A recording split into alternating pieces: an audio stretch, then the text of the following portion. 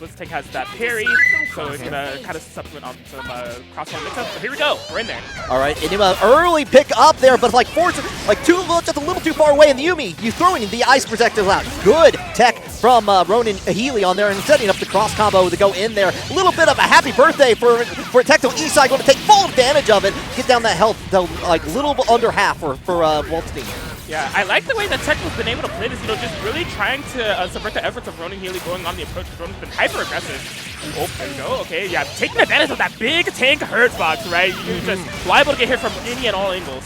Yeah, like definitely, like have you ever seen anyone lift a tank like this? No, you haven't, it's BBTAG. Going in, all right, try to get in there, you did, like going into the C, goes into the cross combo here, big bodies, good, big damage time now. My gosh, happy birthday. On any other normal character, this would be a dead tank. But because that's a tank, we have super armor on our normals. It's going to equate to a bleeding Ruby. Very advantageous situation here for Ronan if they're able to close out. Yeah, like trying to see if they were like doing the back away here, trying to wait it, switches out like just to keep up and restore some of that health to Ruby. Okay. Very good stabilization here from Tecto. Oh yeah, gonna be bringing the hurt to Wald. Wald has 20k health. I don't think this will kill, but it'll do quite a bit of damage. Yeah, just enough here. Going to get the follow-up with the corkscrew. Nice 12k. Can't go wrong with that. But just a flick of life there. One more touch will do it here. Try to hold it, but catches on it. Oh my gosh. Now, if Ronan, like the 2B was fantastic no matter what. If they had a little bit of presence of mind, I think they could have guaranteed a kill on Ruby, but still, it's going to be amazing damage on Yumi. Both characters bleeding quite a bit now on Tecto's side. It just gets sniped! just well, no scope right there. And there was an audible gasp from the crowd as soon as like took over on that. So Ronan Healy, like with the two, activated resonance on Tecto's side here. Woo! Trying to gain the health, like almost at 9, uses a little bit of it here. It does get the connection. Blitz tank is down. Tecto swinging like a madman against that fat tank hurt box, finding the hit necessary. We're down to a 1v1 scenario. Dashes in. Ooh. I thought we would do a classic finish the first game with an Astral, but Tecto keeps it simple. Yeah, gets in there, gets to confirm, and on. So yes. Yeah, no, absolutely. Into this game yet again. Now, Ronan had a little bit of trouble closing space, kind of closing the gap initially. Oh, I love that air stall. That was beautiful. Catches on there, going to get the follow-up here. Get the throwing off. Waldstein and doing the Waldstein things here. Get the phone number, throwing out the assist in there. Get on the other side here. Yumi coming out to like stop that going into a cross combo. Okay, 4-timer situation. Oh, was expecting an active switch there. Tecto opts to stay in front. Yeah, uses the burst in there. It goes in there, rushes forward. That's just a forward dash motion. Right. Tecto establishes quite a bit of control here and been able to be a pretty resource tank. So 4 bars on deck. Here comes the tank. Super armor. Not quite enough though. Ooh. Absolutely necessary DP there from Tecto. Bringing in that Yumi, but Ronan still finding the way. Charges forward. All right, yeah, just gets a little bit of frozen on the other side, and Yumi causing a little bit of an ice tornado going in here into the corner here. Not quite enough to kill. Going to get the follow-up here. Again, lot of life here. Never mind, it's a down. There it is, yeah, spending all the bar necessary to make it a 1v2 unfair fight. Wald fighting to his lonesome, stuck in the corner, so this is just getting harder and harder for Ronan as a switch on. Oh, wow, I love that. That was cheeky. That was cheeky. So Tecmo made it look like he was going to go for some type of combo there. He knew he wouldn't be able to kill, but ended up forcing a sandwich situation in the corner. Ronan immediately had to block and still have to earn another situation, but it was so cheeky. I got hit. I had no idea that was happening. I feel like BBTAG one of those games, you blink and look away, and suddenly, like, the entire round's over. Yeah. All right, trying to reach out with the long, loving arm of Waldstein here. Trying to get on forward there with the low. Push back with the reject guard. Okay, cross combo activation. Oh, man, it's just, when you're playing these big body characters like the way that Ronan does, sometimes you have to spin cross combo just to play neutral. Yeah. No, you can only get so far away, especially when you have two projectile-based characters, like, being able to throw it from across the screen and just make havoc happen. Yeah. Looks like they're being rewarded for such. They have Yumi in the corner here. What a clutch parry from Tecto. That was so genius. Yeah, cross combo, continuing the arrow ray, follows up. A little bit of a connecting flight going on into the pattern here. Try to go in for that. Misses on the parry, though, the DP. Having to force out the burst, switching over to the Waldstein for Ronan. Okay. Ronan trying to dissect this. You see Tecto not taking any risks, just playing things as safe as possible. Finds the cross up. Ronan lost without a burst. Back into the corner we go. Oh, makes out the reversal. Yeah, just a little too far, like, away on that. Going to get the follow-up and going to continue it on the tank. It's like we never even stopped. Right? unstoppable onslaught of offense. Yeah, you know, big health bar, so unfortunately has to spend the 4 bars, but Tecto will spend that any day of the week, especially on a Friday. Yeah. All right, having to hold it back there. Very dangerous territory, but gets the grab in the corner here. All right, you're telling me there's a chance. This would be crazy if... Oh, my God! Oh! Okay, DP made it good fight. Unfortunately, now... What a block! Yeah, blocked and actually using the reject guard to get out of the sandwich combo. Got a little bit of a hit there. Unfortunately, Resonance did do the healing on that afterwards here, and you're going to have to play very carefully. He's not giving up Risky Sweep. I'm starting to believe that 2B was just slightly out of range. Tecto just navigating perfectly out of there. And this should be fatal. Yeah, does have the meter. Goes ahead and spins it out here. Oh, no. One more click is all you need, and you're going in, forcing the reject guard again. Hey, man, you got to take Ronan out as soon as possible. He is zoned in. He's just acting like he's playing against more Doom right now with, like, you know, some type of grappling. He's just like, I got to get in. By any means necessary. Oh, catches on a little bit of a happy birthday. Oh, my gosh, just clipping that Yumi for all that it's worth with the whip 2B yet again. Tecto. Dude, that's the definition of 3-0, but it was close, though. Like, yeah, no. Cat and mouse game of, like, Yo Game Wizard's going to be running away, try to get some Zeo sets up, and just lock down Scrub. And Scrub, you know, his job to find a way in. Yep, there's that DP coming out, the counter coming out early here, gets on, jumps to, like, go forward on the other side, gets a little bit of a clip and like switches out at there. Stuck in the corner here. There's that grab there. You're going to get the follow-up afterwards. There it is. The expectations from Yo Game Wizard when Scrub finally got in, just not committing to anything crazy. That's unseeable, bro! What do you mean? Yeah, it's talking about, like, obscuring everything in the known galaxy. And for those watching, if you want to find a way of, like, easily visually identifying when, like, a mix-up happens, look at the exclamation points. Yes. Like, when a red one pops up, that means that they got hit overhead. When a yellow one pops up, it means they got hit low. Right. And that's enough, like, if you're the player playing, that means you messed up. Yes. Yeah, it's like, oh, I see now. I understand. Going in aerial rave here, gets a setup, and they're going in front of, just goes right in for the super afterwards, gets out of the situation, a little bit of cut, but nothing much else on the damage. There's a really cheeky scenario though from Scrub, calling that 6P alongside the Rupee assist in order to make it safe. Just couldn't really find the full capitalization of it, did not have burst available, so Yo Game Wizard took advantage of the situation, took down the Rupee, we're on solo Ragnar. All right, kind of going back in there, a little bit of a clash into the cross combo, trying to make it into a sandwich here, forcing it out, pushing out far away, like sending out the zone there. Yes. Okay, I'm really trying to close the distance. Only hit the Persona, did not hit Adachi with the blood side. But finds the hit, this is massive, okay? This is not only a dead Yumi. Look at how much health my man is getting back. Oh yeah, like all of it's coming back. No more recoverable health for you. It's all health. It's all yours. Oh my gosh, JC, and then just, what are you doing? Just goes in resonance. Finish. That's a great story for Yo Game Scrub. Yeah, absolutely. They just summon the Azure Grimoire right on their, right hand and just use it to play on their arcade stick or hitbox or whatever it may be. Because it's just like, if you get touched, like the amount of health he regains is just insane. Yeah, especially, get caught with the Zeal, get the follow up, forcing the burst out of there, and the DP to get off of me. Okay, yeah, you see Yo Game Wizard trying to slow this down. That stream control capabilities that this team has. Just building up that wall, finds it with the 226 elo.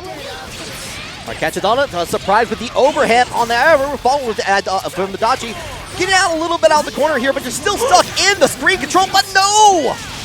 Yikes, yeah, on that cross combo activation was caught lacking with the whip the Dachi, but Scrub really couldn't capitalize as much as I think they would have liked. They're still back in this corner. This is a rough situation.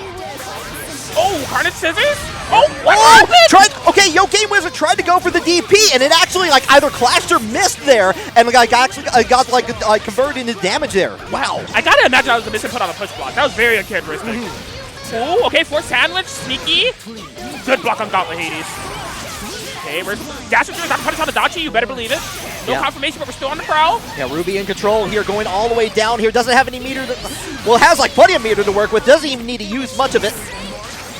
Oh, that was so sneaky, man.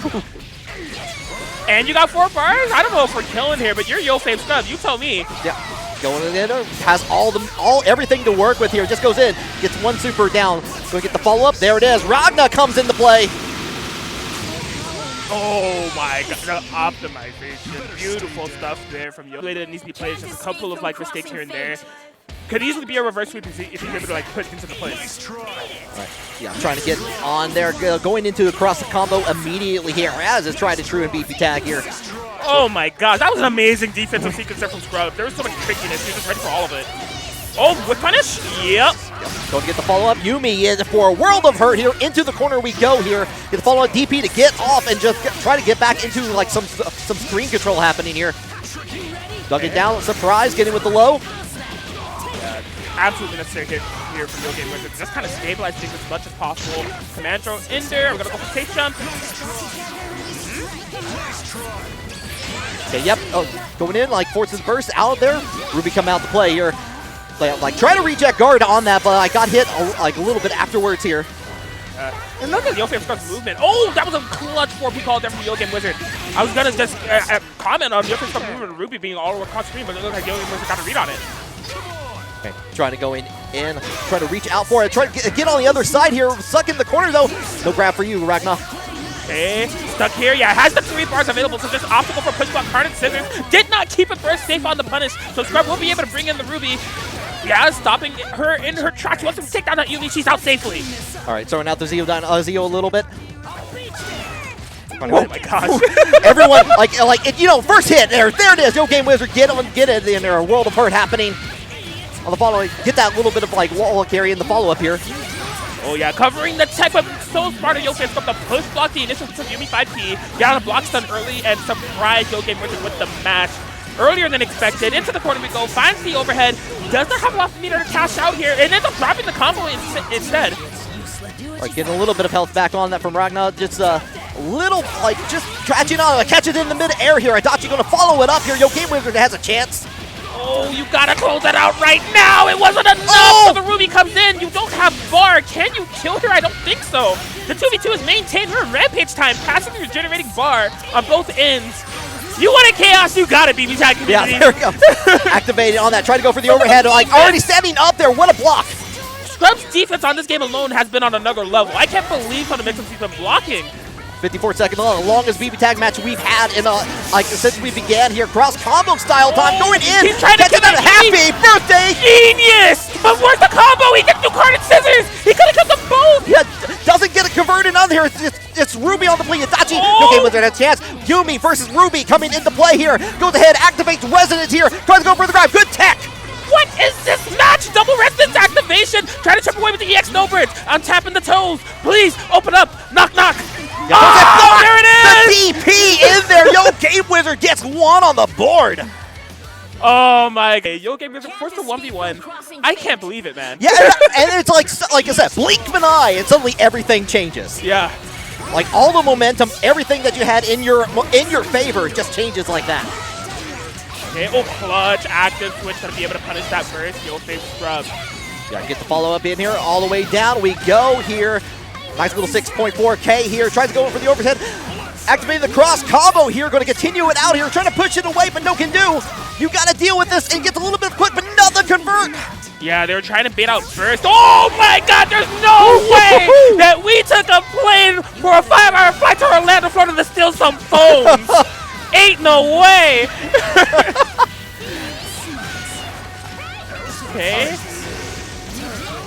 It's up to Adachi. Yo Game Wizard has like holding on to it. Gets the clip though.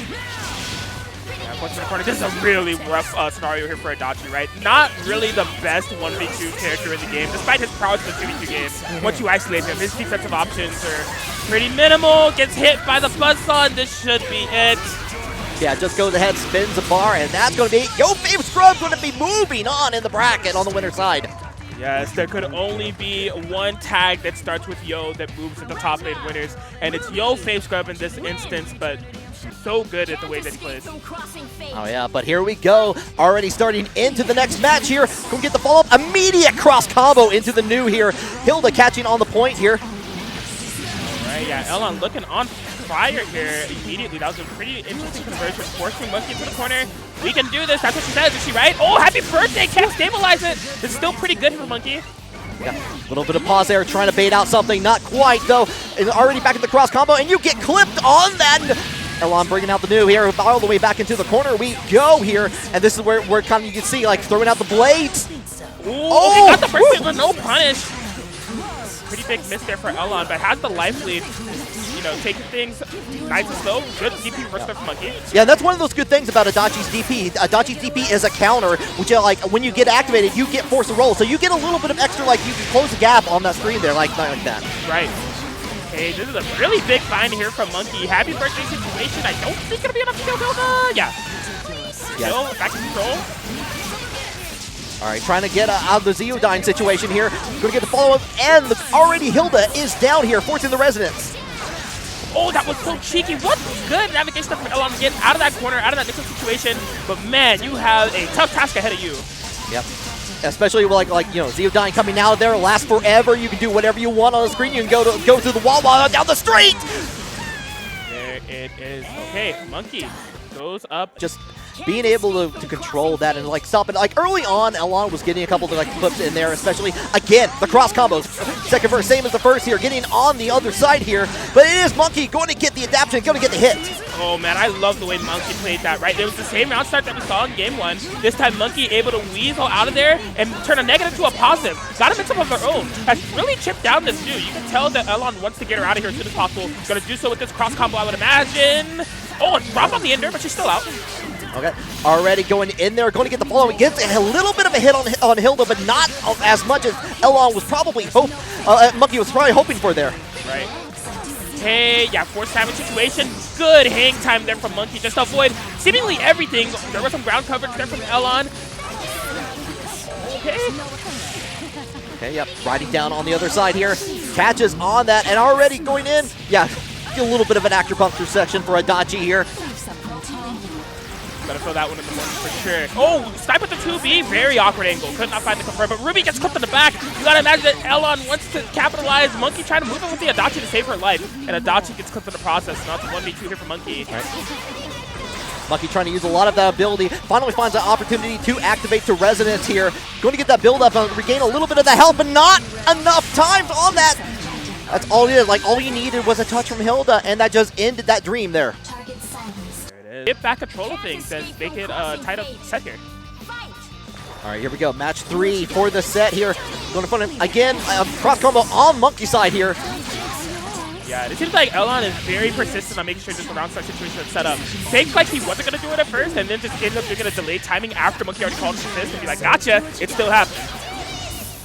All right, trying to switch it on the other side here. A little bit like Elon trying to keep distance, use that like the zoning ability of Hilda in here on the other side. Oh my gosh, a 5C off in the distance. I'm not sure what that was for Monkey. Maybe a missed input, but it's gonna equate to a punish. That Adachi is bleeding. Yeah, goes in, gets a grab in there, get the follow up afterwards because you can like typically in BBTAG, you get a grab, you get a combo off of anything.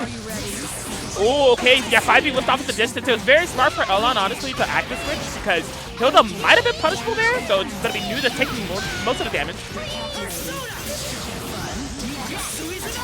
All right, kind of keeping off, switching over to Adachi, keeping it safe there. Gets the hit, the little clip on the Zeo there, getting another conversion in there for Monkey. Gonna plenty of damage on New here. Okay, dashing in for sandwich situation. That was such a clutch push back from Monkey. Just a nullified sandwich. Oh, couldn't get the pickup off the New 5G. Elon not finding the proper angles. All right. Yeah, so Monkey with the slight life lead. It's still 2v2 here at the end of the day, so it can go either way. Elon with plenty of meter, trying to spin some of it on push blocks. Let's get Monkey off of them. Not really working out. Yeah, try to do a reject guard there, get the push block on there, but like just not really get a whole lot off of that here. Most of it's just kind of like pushing back, waiting for those opportunities here.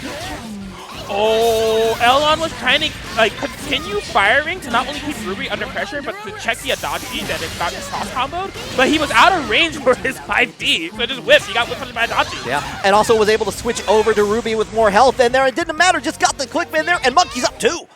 And you know, Elon has that, but he couldn't execute it in the motive. Yeah, no, especially like when like kind of dealing it, like definitely Adachi, like in Ruby, you have a little bit of spacing you can do to kind of like trip it up here. But right now it is Elon going to get the damage in here. Another overhead in there, a follow-in, forcing the burst out of there, but still gets a little bit of clip, but no conversion. Yeah, Elon having a lot of the right idea. I can feel that Elon's getting a little bit overwhelmed, honestly. Like, usually there's such a pristine, precise player having all the necessary confirms in every given situation, but even the openings that they're getting here don't have that Elon finish that I expect time and time again. All right, yep, got caught on there. You're going to continue the combo with Hilda here. Get the follow-up all the way to the corner we go. Right, yeah, really trying to dig deep to see if Monkey will push block so he can get the TRM. Monkey is, if I know anything about Monkey, he's not going to push block unless you give him a very good reason. He's holding on to that bar. He believes in his defense. Yeah, no, definitely, like, especially, that's a precious resource. The follow. Okay. Yeah, having to force the burst out of there. Jumping all the way up on and throwing a little bit of Zeo. There it is. Yeah, this time able to stabilize the combos. The longer that this goes on, the better it is for Elon. He's just really kind of in his flow. This is the type of pacing that Elon wants to play at.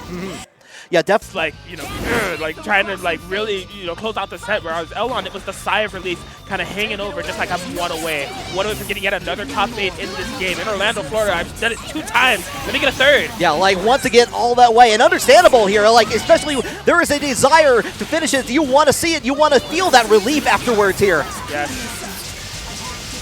All right, here comes Monkey. Yeah, trying to play super pace, maybe get a throw bait. Oh, beautiful here. Confirm here for Monkey. 4 bars available. Gonna be spending it. That new will be bleeding. Okay, still on there. Trying to go on it. Oh, good tag from Elon here. Going to catch it, but you're on the other side. No real conversion. Ow! Oh my gosh, you gotta get her out of there. That's gonna be a free punish on the cross combo activation. Just unfortunate timing to Elon. And now it's just a solo Hilda. Yeah, already activating Elon. Oh, that's a lot of damage already. That was a messed up situation to be in there for Elon. Monkey gonna be able to get a lot of the job done. Only a little bit remaining here. Elon has to fight for their life. Yeah, it's still in resonance here. Goes in and activates it for the dodge. He says, hello! I can't let you get away from this. I need to move on into the next round. Monkey's gonna be moving on. There it is. Monkey 4012 qualifying for top 8 winners side with the victory over Elon. Just the word deception, I think that's a really big asset of Chop Suey's game, whether it's the mobility with Izioi or the mix-ups that they end up creating with this game. All right, immediately getting the start on here. Yang out to play here. Carmine following up with the assist in there. And all the way to the corner, getting the burst out pretty early on here. And these are also 2 teams that have the added luxury of, like, if you make a mistake, they can both just kind of murder you in different ways, because Chie, you know, with the power charge setup can literally TOD you. Yes. Razo a little bit indirect in the way that it's done. This team has access to unblockable loops, being Carmine, so. Yeah, no, you've got, like, throwing you in the crystal, get that charge up in there, follow up. Oh, catches Ana, get the DP. Oh my gosh, I love that tap. On the assist, but just the Izioi active switch, able to cover everything down. Chop Suey can't quite find the kill. There it is. I love that active switch. 5BB, it's so easy. Gets on the switch. Oh yeah, get the follow up. A little bit of a happy birthday. 1 above, 1 below. Oh my gosh, Razo just held forward. What is confidence? Going to get a follow up. Chop Suey having a chance here. Has the meter to make it happen here. Goes into the cross combo. There it is. Right, Chop Suey going up game 1. Another once every 6 months, Razo does an online bracket, but not very common. So, like, within like the past couple, like the past year and a half, I don't think these 2 have played a lot. No, I think especially with other games coming out, like being focused on that. But like Razo, still no stranger, still able to get to this spot here. Hey. Oh my gosh, Yang swinging all over the place. Just can't quite make sense of the chaos. You see Yang sharking underneath, constantly pushing the issue with those 2 Bs. Eventually one of them hits. Oh yeah, catches on it. The super very active there. Catching on there, going ahead and like throwing out the pool of blood here. Get the follow up here. Yeah, Chop Suey forced to bring in the Chie to save Ichigo's life, maintain the shell, but Razo's gonna take that. So much health coming back too. Exactly. Persona! Yeah. Sending out the Persona, trying to like kind of switch up the mobility here, like with Chie, especially just going around. But you get caught by the Carmine traps here. Yeah, I think the intention for Chop Suey is to try to slow things down in order to let Izioi heal, so that their team can be maintained a little bit longer. Found a clutch. Yeah, you remember what I said about like that's a level 3. That's a boom, boom. Both teams, if you make a mistake and I have the resources, I could just simply kill you.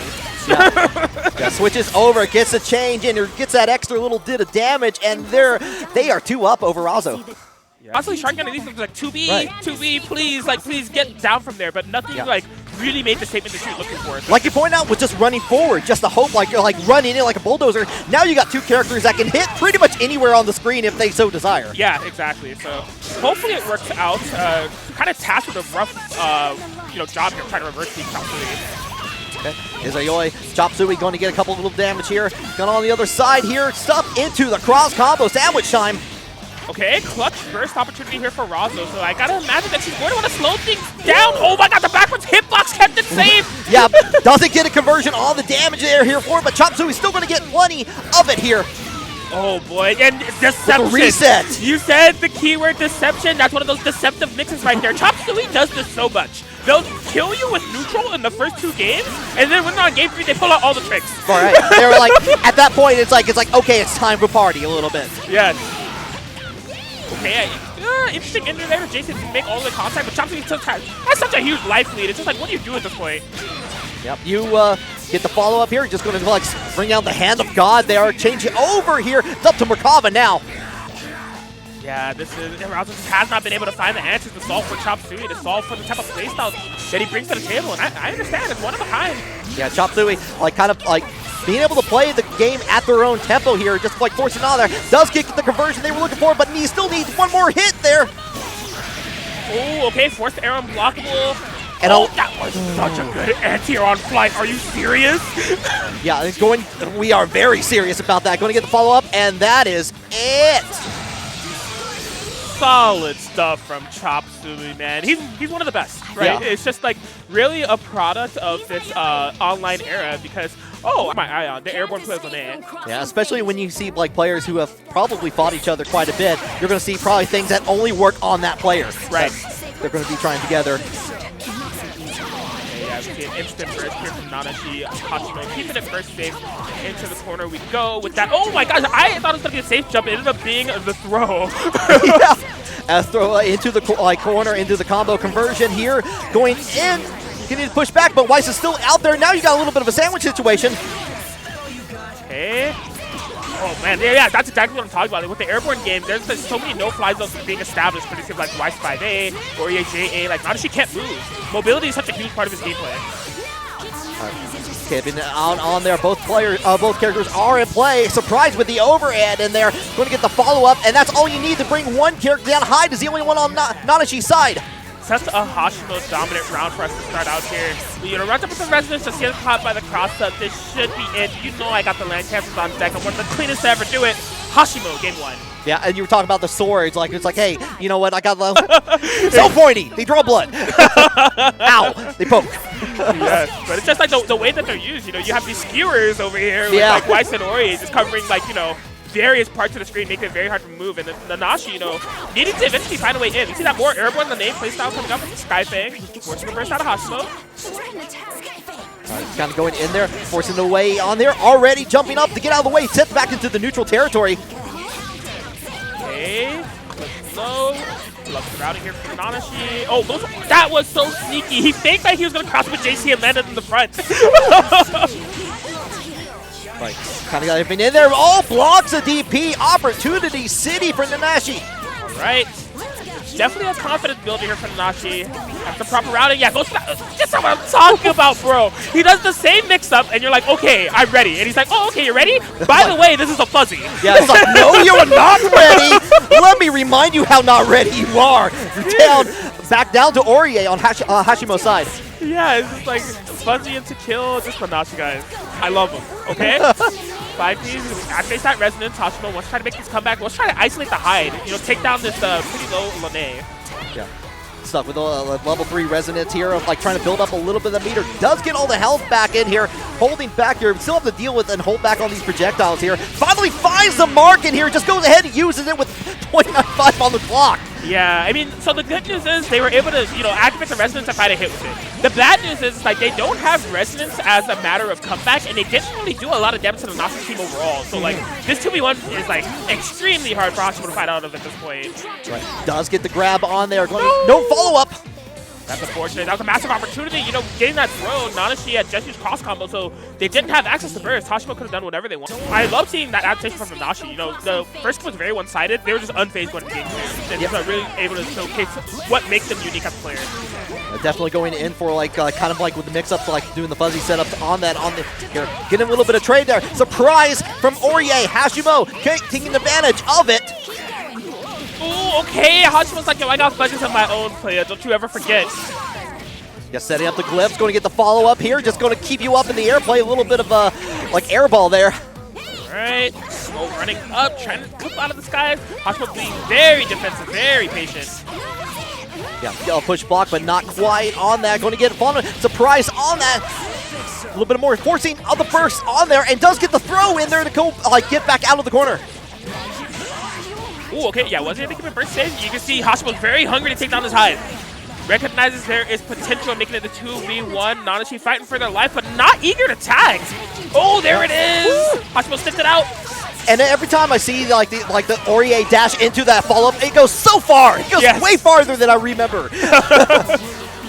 No, she's up across the screen at lightning speed. Okay, there it is. DP, Nanashi baits it out.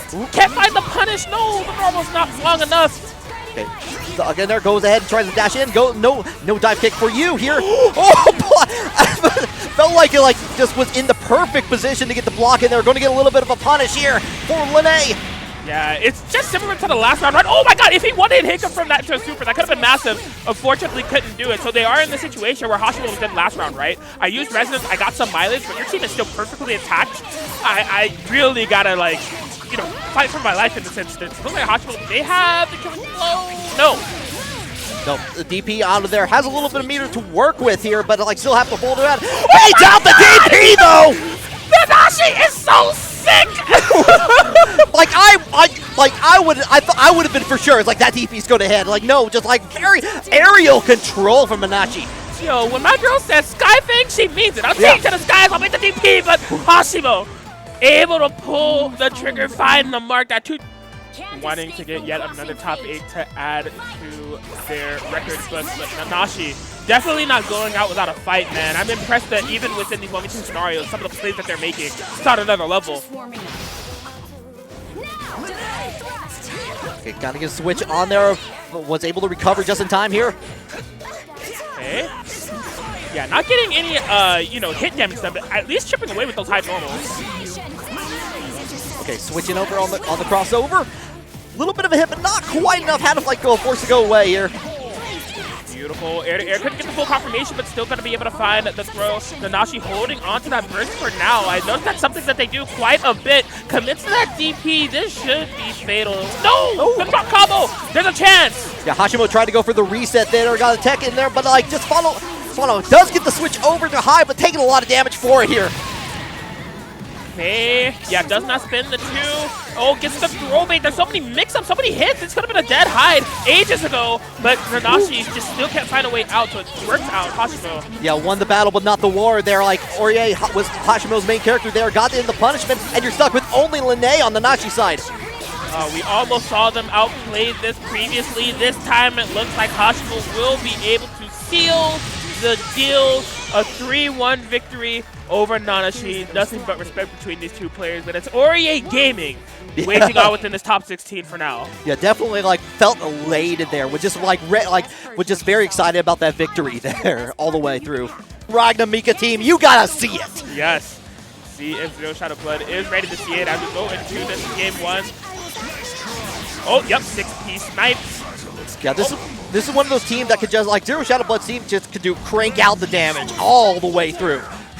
Yeah, you don't want to be caught making a mistake. Beautiful defense on the Gauntlet. Hades, block the first hit, duck the second, textbook. Okay, kind of keeping away on the bay here, just slightly outside of range here. Get on the follow-up here. Like, both, like, really good blocking from Zero Shadow Blood. Does get hit, but the combo, forcing the burst out from Zero Shadow Blood. There it is, yeah, that 5DB. Making contact with the Susanoo. Kept it first punishable with the Ragnar 5P as well.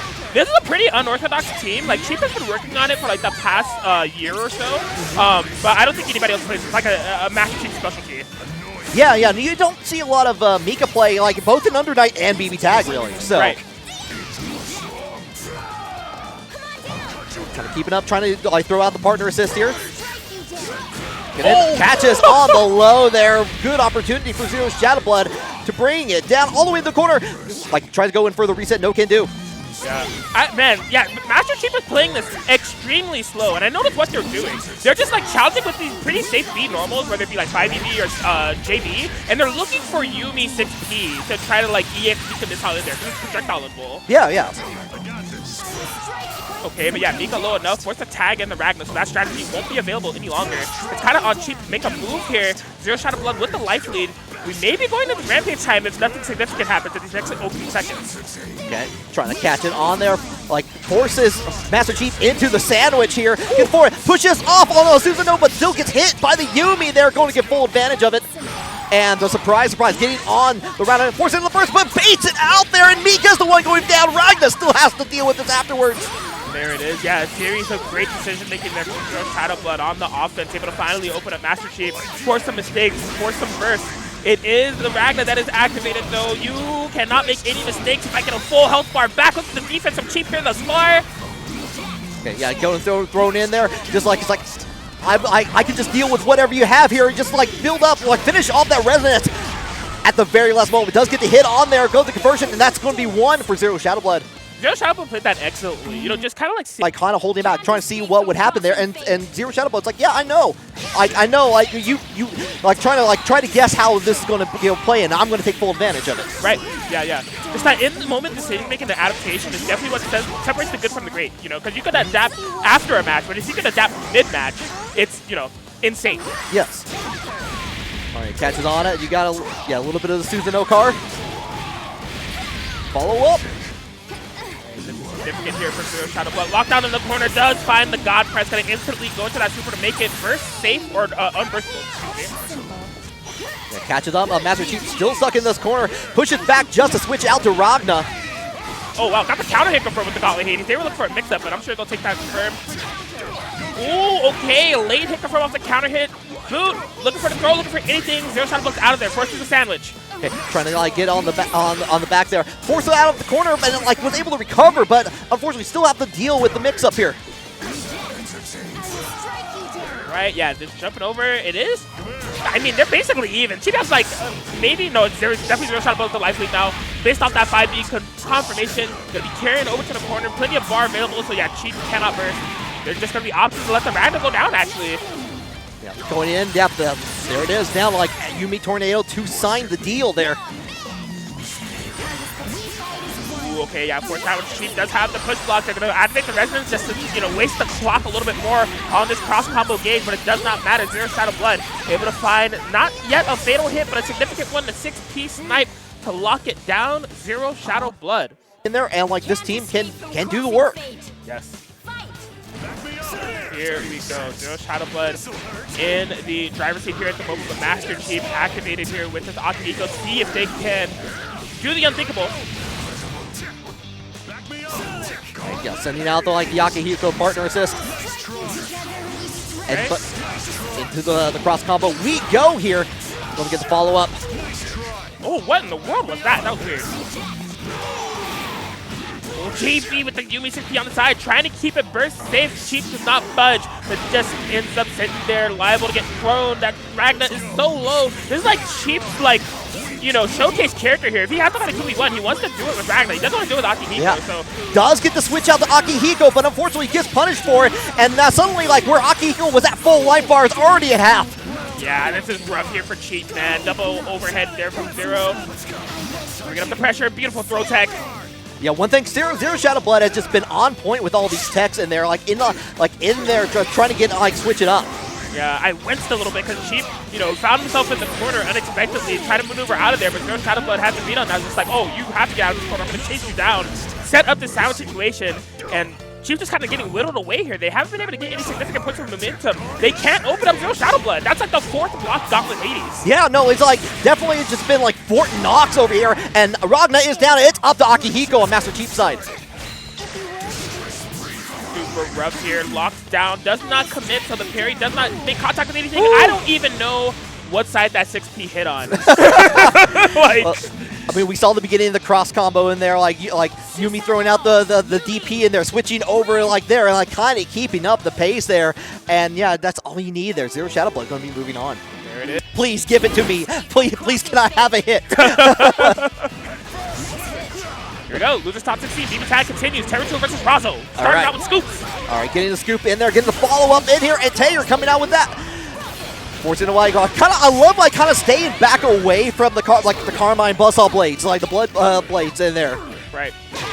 Oh, okay, yeah. Tried to shimmy with the Yang 5B. Trader with about wall 2A.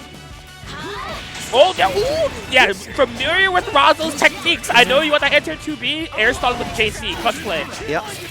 Going to get caught in with the jump in from Carmine here, and you got all the time in the world to set up whatever you want there. Goes in for the reset on the low. One more time, gets in, catches on that. And, yeah, Carmine in the corner like this is like plenty of wonderful amount of damage here. Look at that red recoverable life. Right. 5A. Oh, active swap throw here for Razo. We'll be able to find the pickup, maybe even 2 bars. I just don't know if it's going to be enough to kill a 20k character. She doesn't go for the double super, but they do go for the mix with the overhead. It's all about the pinwheel. That would be able to take down wall. Okay. Yeah, only a level 2 resonance available to Tager for Teruto. Oh my god, yeah. Razo just fully taking advantage of like Teruto's lack of like defensive options, but Teruto getting the read on the 2148 empty cancel. Go for command throw of their own, but commits too heavy on the buttons, gets with punish. Yeah, punishes the partner, but not the main character in there, and we're into a cross combo for Razo. Okay, yeah, showed unblockable Teruto. That's one of the escape options that everyone has in the game. If you have Resonance, you can Resonance quickly unblockable and get out stop free. Ends up being significant, getting the like great chunk of damage on Carmine. Oh, wake up button, but did not confirm. Yo, I'm gonna tell you right now, if Teruto makes this comeback, this whole venue is popping off. Yeah, 100%. Like there's the crowd's just wanting that to happen there. Unfortunately, you're going to get encased in crystal here. That was... I don't think it's going to happen. Yeah, no, it's not happening. It's not happening. The dream is dead. Teruto is dead. Knowledge. Freeze the screen, just like, oh, what are you doing over there, buddy? You whiffing something? You in the starter frame for something? It would be a shame for her to full screen super. All right, early on, Teruto getting a little bit of damage from the Waldstein. Okay. Oh, this is significant. Oh, with a grapple around is upon us, ladies and gentlemen. Already we are burning with Yang, but able to make that save and does. Oh! I love the use of like going in for the reject guard. However, forcing the burst out there. I need an adult. Okay. Carmine is an adult right now. Just putting a stop to the fun. No more grappling to be had. Look at Teruto though. So hell-bent on getting in. Razo's just trying to slow this down, just being like, yo, I need control back of this. You're having a little bit too much fun over there. Yeah, catching on that. You're going to get all the way, like at least enough to get like set up like the blood puddles in there, and you get into the cross combo with Yang here. Right, Razo's bringing this back. I mean, these two big bodies, the hell, you have to use quite a bit in order to like really bring this back in your favor, but the momentum is there. The routing is here to bring Tager into the red zone. Did not fully commit to the Rekka. I thought we might have seen a blockable. No way! Goodbye, Yang. It's up to Carmine here on there, like just a wonderful precision from Teruto. It's so hard to figure out what Teruto is thinking at any given moment. Some of the timings that they've been choosing command throw is just like in timings that you would not formally expect. They've been using it almost like as a counter poke option in some instances. Okay, going in like with the jump heavy on there on the other side. Razo was able to get a fair amount of health back from that finishing off that last combo in there, but still going to get hit. Just a little bit of clip though. Oh! Baits! Oh, the baits on the DP from Razo here, and this is going to be big damage, if not death. Wall to wall damage. There it is. That'll do it. Teruto able to tie it up 1. He feeds off the energy. Oh yeah. No, that's like anyone who has had to face like a grappler in their local and all that. Like they just feed on that. It's like, oh, give me power. Yes. Right, but here comes Razo, recognizing the significance in keeping Teruto in line out of the gate. Don't let him get started. Yep, no, and definitely, like, not even going to get close to the ignition here. No key in there. Going to get the follow-up in here, and you're still stuck up in the air trying to escape, but no can do here. Yeah. Oh my god, this is what I'm talking about, dude. I don't know what he's thinking during any given time. I have no idea he was super right there. You know what I think he's thinking? I think he's just do it. Yes. Oh, just do a DP down right there. Yeah, that Carmine has to get out of there. It's bleeding. This is feeling like a Teruto round. Okay, yeah, using that magnetism, push you back in there, continue the combo out of there. Rollstein wants to play now. Gets in with another clip. This is all big boys all the time here. You're burning with Yang, but where is it going to go? Crazy. Teruto just did it for the glory, man. It was not even necessary, but just wanted to enforce that I have the read. Unfortunately, Razo one step ahead, so we'll be able to punish on wall. Okay, yeah, following up with the Carmine in there. Oh, it was enough to kill! Enough, the 13K, the damage in there enough to kill, and you got the single taker versus two very low health characters from Razo. Okay, yeah, whips the 5-8, tries to force some action. This will scale quite a bit with the 2A starter, so I don't think Razo can kill here, but maybe looking to set up unblockable is what we're looking at. You better believe it. Yeah, that Carmine's gonna be blocking. Don't be fooled. That is a punish. That is the game. Yeah, even where it looked like in there was able to still get the block in there. And the player has the execution to set up perfectly every time. It's safe. It's safe to reversals. Right, and it's very tempting to press a button there because you think otherwise. Yeah. Oh, right. We're swinging. Yeah, the Yang armor coming into play there. Going to get the follow-up, the side switch over into the corner here. Going in, catch it on the low here. Having to hold all this. Block stun here. Goes in for the DP, but too far away. Up in the air. Okay, yeah, this is a phenomenal opportunity for Razo to have. Gets the 2B punish on the burst attempt for Teruto. Gonna do recycling unblockables, baby. Yep, there you go. Throwing out the command throw into the partner assist there. Get the follow-up in here. Just goes forward. Doesn't even get the see what the super is there. Just get hit by the damage in there. Yeah, Razo was just completely pushing the issue of just they were fully content to win the entire game based on just unblockable loops. And Teruto was going to let them. Sets up a little bit of patience hit from Teruto. Oh yeah, cross and hitbox, good push block there from Teruto. But you're dwindling your win conditions at play here. You see Teruto there, 0 bars. They won't be able to push block again. Yep. Yeah, catches all that. Again, the armor was coming into play there. Almost down, Waltzing almost down here. You're still having to hold this down. Man, so many reject guards from Teruto just trying to stay alive, just trying to stabilize their team. Big 5B call from Razo. Committed to the burst, there was no burst punish. Dashes up with the 2A. Teruto just can't get anything significant started. Solo taking it again. Yeah, a little bit of a pause in there, and that's it. Going to just go in, finish the job. Bring her in to burn and then deliver the giant punch. Yeah, it's like we're gonna make sure you hear the song at least one more time here. Right? Oh man. But definitely no hard feelings in there. A really strong match between these two. Razo she's going to be moving on.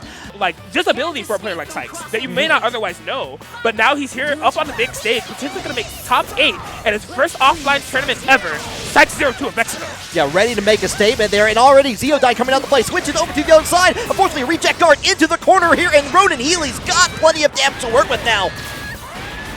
Yes, here we go.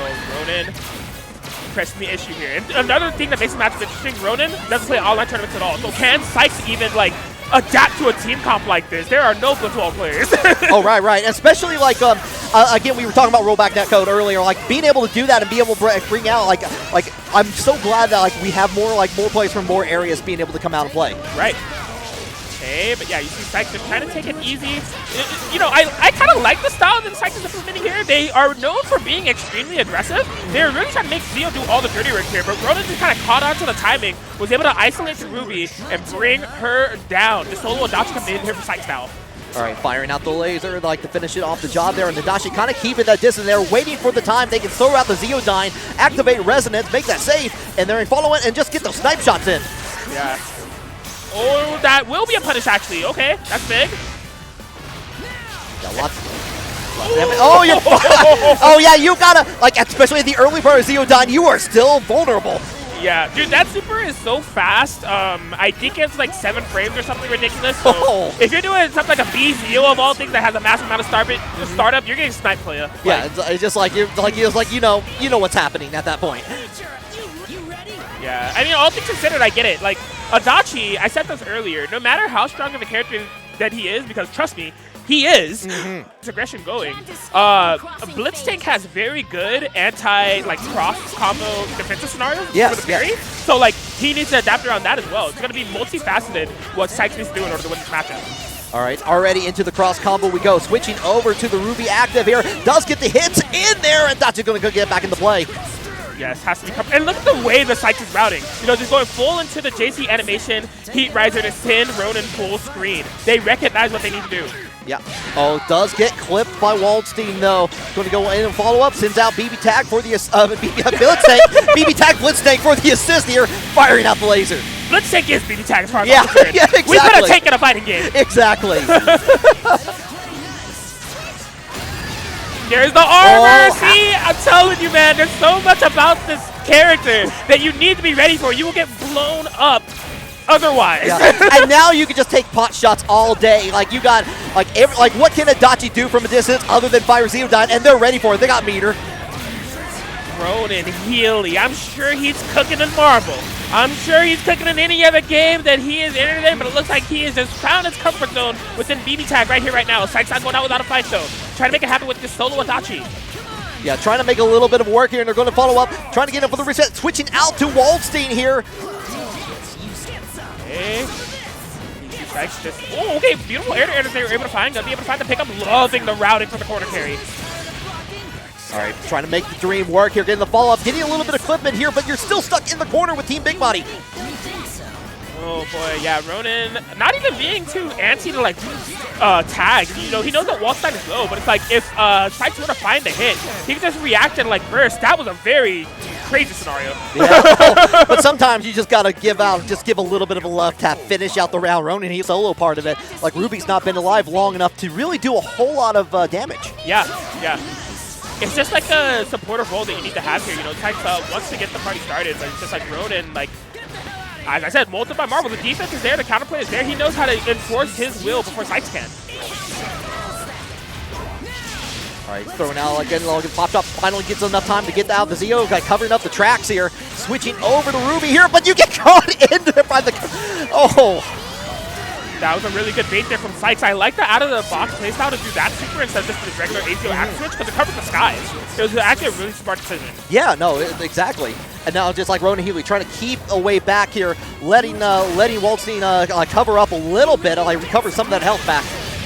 Oh my god, Sykes can't find the safe way to approach because I felt it. It was just like, Sykes is like, okay, the Waldstein is healing, I have the life lead. There's a perfect opportunity for me to go in. It's just like Ronin already has the counterplay ready. It's just like, nah, bro.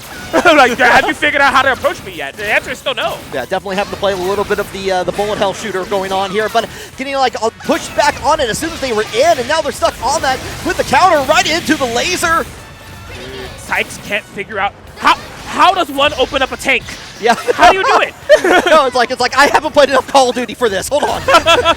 Dude, no, he still can't figure it out. He's swinging, and Ronin's just meeting with armor time and time again. Looking for those block balls. Those at least haven't hit yet. Will get a whiff punish on the parry, so this will be unburstable damage. You gotta make it count, Sykes. Goes in, gets the extra damage, a little bit of get that extra aura for extra damage on top of it, and you're going to bring down very close. Yeah, you're going to bring down the Waldstein for sure. I like it. Beautiful. Instant hit confirm, take down the wall, make this a little bit easier on yourself, you know? Now it's a solo blitz tank, don't got to worry about assist, instantly finds the throw. I don't know if he can kill here, but it's still good. Get down there. Yeah, Blitztank has a lot of health to work with here, but unfortunately, especially with two characters like being stuck in the corner like this, it's very hard. Don't get sniped, bro. Okay, yeah, keeping it pretty safe. That should be a kill. Cross slash. Brings it down there. Sykes getting on the board here. What was looking looking very straight. Like, he kind of got to skip over the 2v2 aspect of fucking Blitz Tank and go into the 2v1 because he wasn't able to get such a dominant lead over Waldstein. But when it comes to that playstyle where Roman's just sitting there with Blitz Tank and letting Wald heal, I still don't know if Sykes can completely solve that yet. Right. Definitely what we're seeing a lot. We were seeing a lot more aerial movement from Ruby on Sykes' team here, and we see that in the beginning of it, bring down Waldstein to about half that health. Yeah. But you're still having to deal with, keeping the cover with Zeodyne into the corner there. Going to get, the DP, but nothing much afterward, unfortunately, from Adachi. Oh, that was so smart. Yeah, did not land. Recognized that unblockable JC was coming, so just opted to whiff punish with the super. Oh, no, you can't do that, dude. Oh. Yeah, like I said, that super is like 7 frames. So, like, even some full screen beams like Batista Laser or Adachi Zio, they're punishable on block by blitzing. Yeah, it's like, hold on, let me remind you here. All right. Yeah, despite that slight hiccup, Sykes is really coming to their own. This is the Sykes that I know of, just like, you know, they're just kind of like, forget it. I'll just take the offense to you, especially on this wall, isolate him, go with what I know, and then I'll figure out the blitz take later. It's working. Yeah, again, Ronan Healy with just blitz take on this side, and this time gets the firing off on there, gets a little bit of block on the chip there, and this is going to be full damage for Zyke. Forcing the resonance from Ronan Healy. Getting Kachin on there, trying to get forward with the forward dash from blitz tank. Oh my gosh, oh yeah, very clutch DP scenario. That wasn't unblockable on the JC. Oh, and finds the hit. Sykes 0-2. Is there a top 8 coming for you? He didn't even need the cross slash to kill here, but he needs it in order to power up. He's shaking the head. Yeah, he's feeling it. Yeah, definitely, like feeling it. Here's now, and Sykes, the up and comer. This is his first offline event. Came all the way from Mexico to make a statement. Can we put Mexico on the map? Can we go into a BBTAG top 8 in one of the most stacked BBTAG tournaments we've had? It's extremely possible.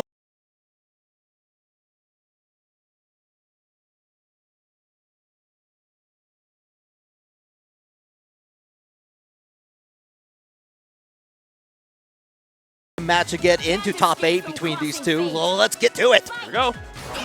Oh, there it is instantly. Instantly you see the Weiss JA to cover the hill to up back. Yeah, it's like I know what you want to do. Just like get in there. Get along, forcing the burst out. Aurier in control now. Kind of keeping it back. Yeah, that DP from Hilda goes quite the distance. Yes, and having that new 6P to cover it is something that we will take here. If you're Elon, oh, will it be DP safe? Are you gonna confirm? Okay, I was about to say. Okay, catching on that. Unfortunately, Hilda is the one active character here. Going to get the push off the reject. Tried to follow up with the Weiss, but no can do. All right, yeah, you see Elon trying to create that today's Hashimo just trudging in. Oh, there's that DP yet again. Makes contact with the new assist. And even if you don't get a conversion there, just the sequence alone does quite a bit of damage in itself.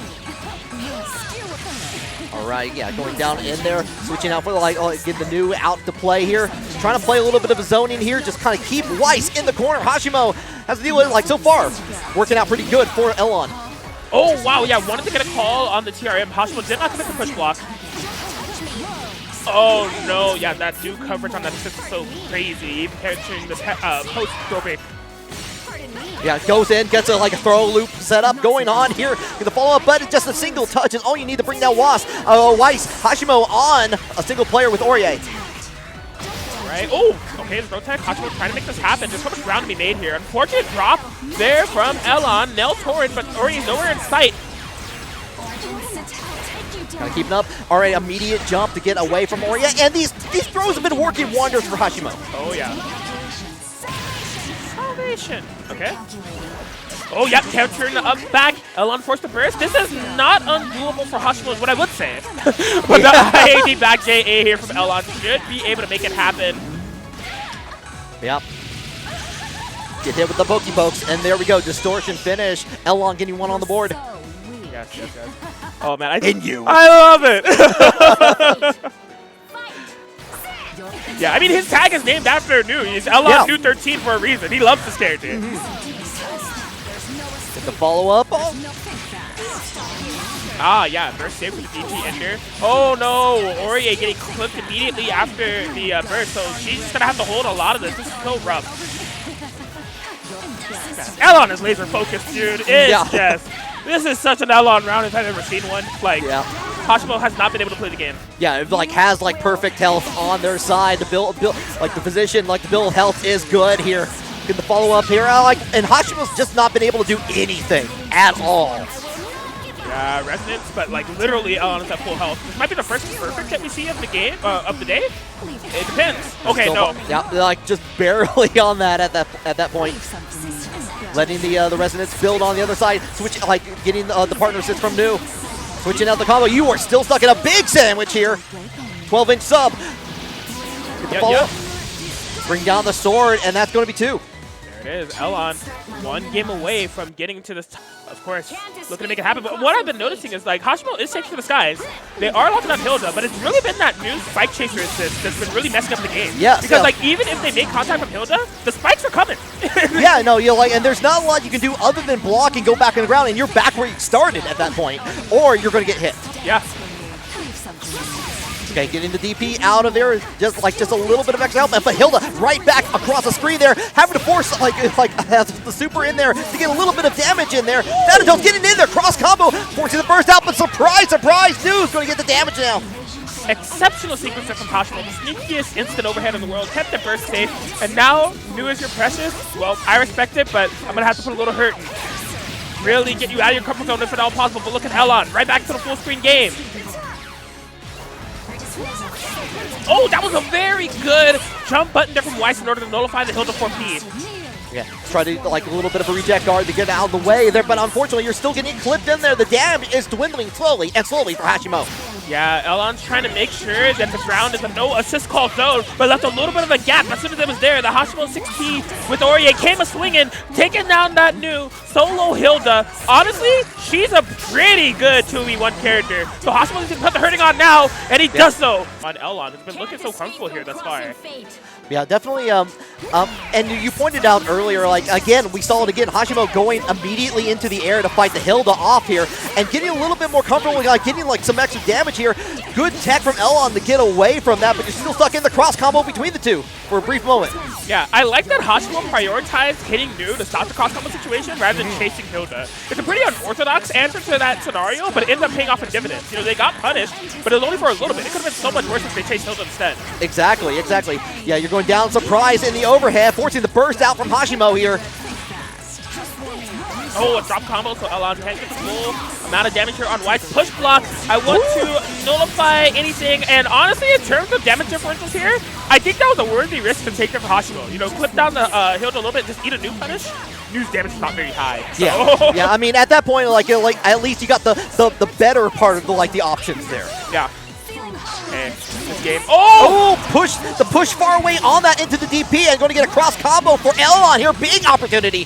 So that was actually extremely galaxy brain there from Elon. Hashimo very sneakily set him on unblockable with the Aurier 4P, followed by the Aurier DP afterwards from the action switch. Elon knew and push blocked Aurier and got the punish afterwards in order to kill her. I can't believe that he recognized that situation. Okay, catching on the other side. This is, again, bringing it down as much, wearing down that resonance from Hashimo. Goodbye. Still has 5 meters to work with here. But however, you've just got a long way to go at this point. How do we make it happen? Elon just being the wall that does not falter. Oh, clutch push block. Yeah. Oh, but nowhere to be found. What an action there from Elon. You reach, but no one is to be. Oh, there it is. Super across the screen. That will kill. Catch is on there. Just another touch. There's that touch you need there. Have to deal with the Nu here. Still keeping on, clinging on for dear life. I've seen Hashimo do so much. They're a fan favorite. But do they got one more in them? Are we Weiss gaming? Are we Weiss gaming? They're trying Elon's defense. That seems unbreakable. Rampage time is on the way. Remember, Hashimo doesn't even have a resonance at this point. Oh yeah, Kushina like back on there. Plenty of meat, like everywhere, chipping away a little bit slowly here. Oh, the jump in! The pause in there, but does get the clip on there. Y'all, I'ma lose my mind if Hashimo makes this comeback. This is so hard to do. Resonance gone. Going to switch it on the other side. Going to keep it on there. Pew, pews! And the pews work here at the very last moment. Elon gets in there with the strike there. Nu gaming reigns supreme on there. Yumi.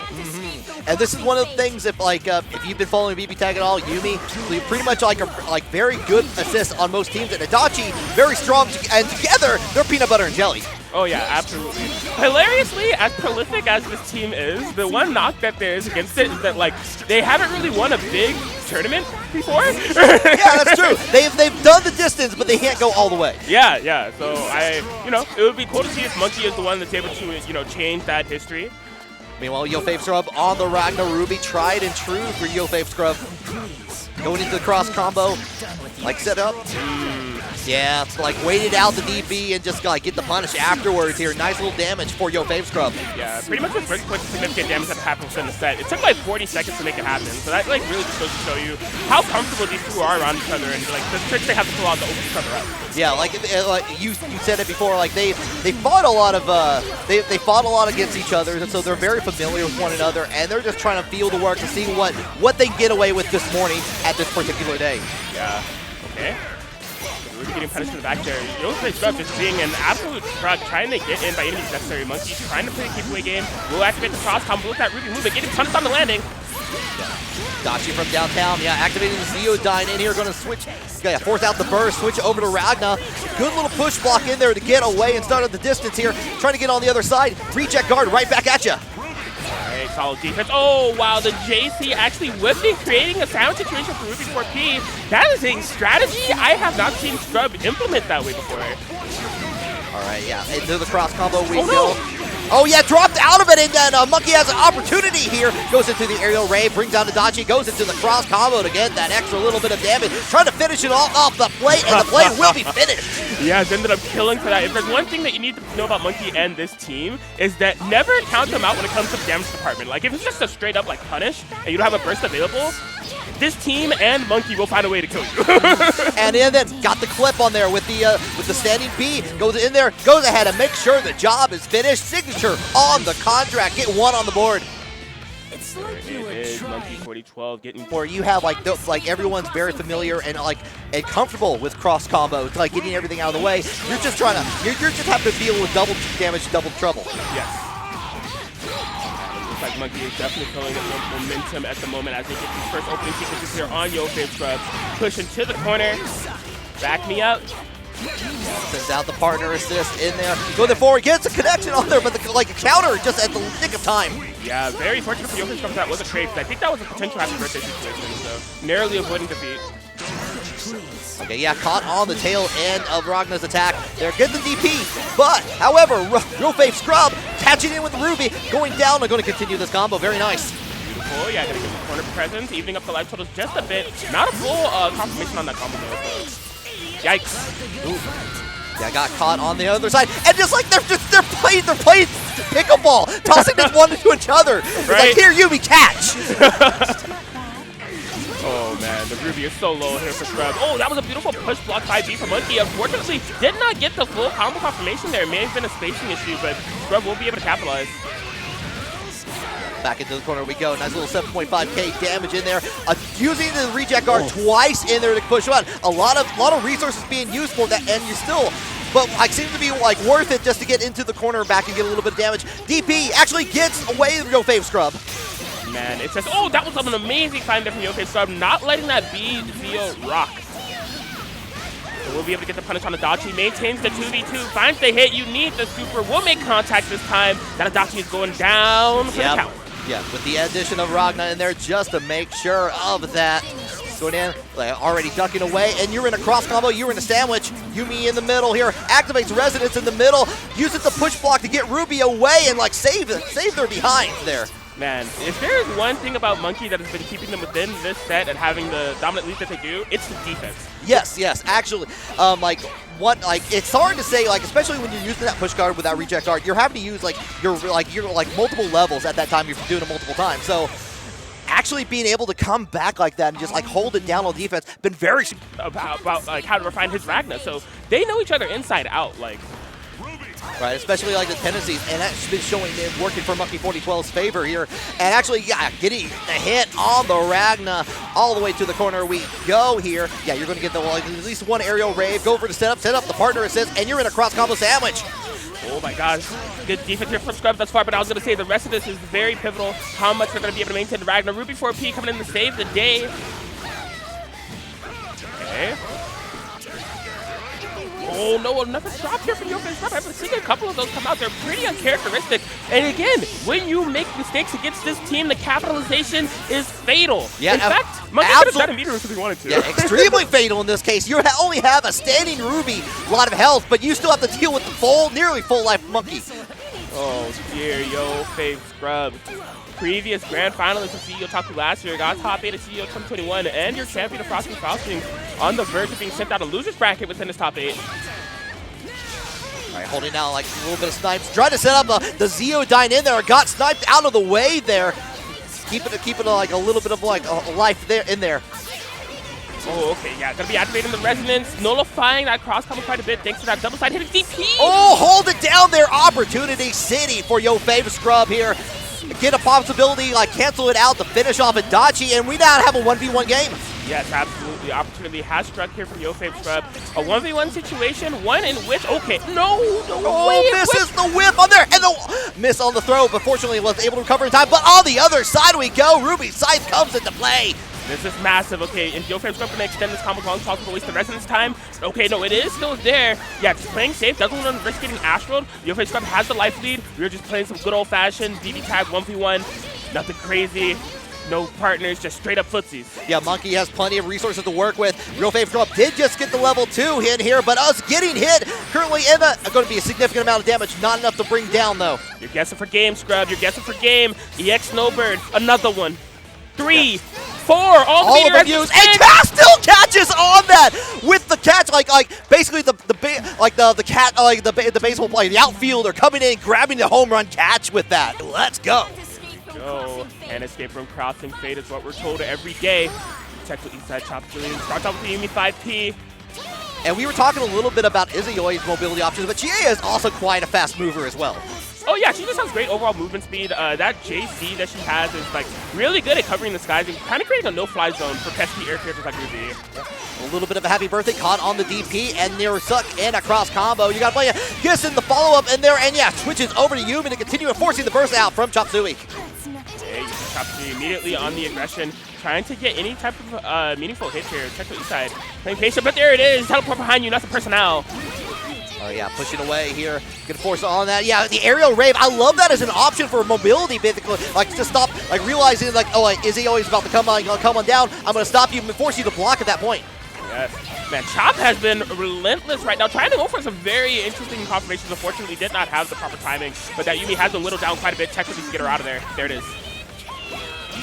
All right, little, yeah, push back to like stop anything going on, and the big scythe of Ruby coming down on Izuyui.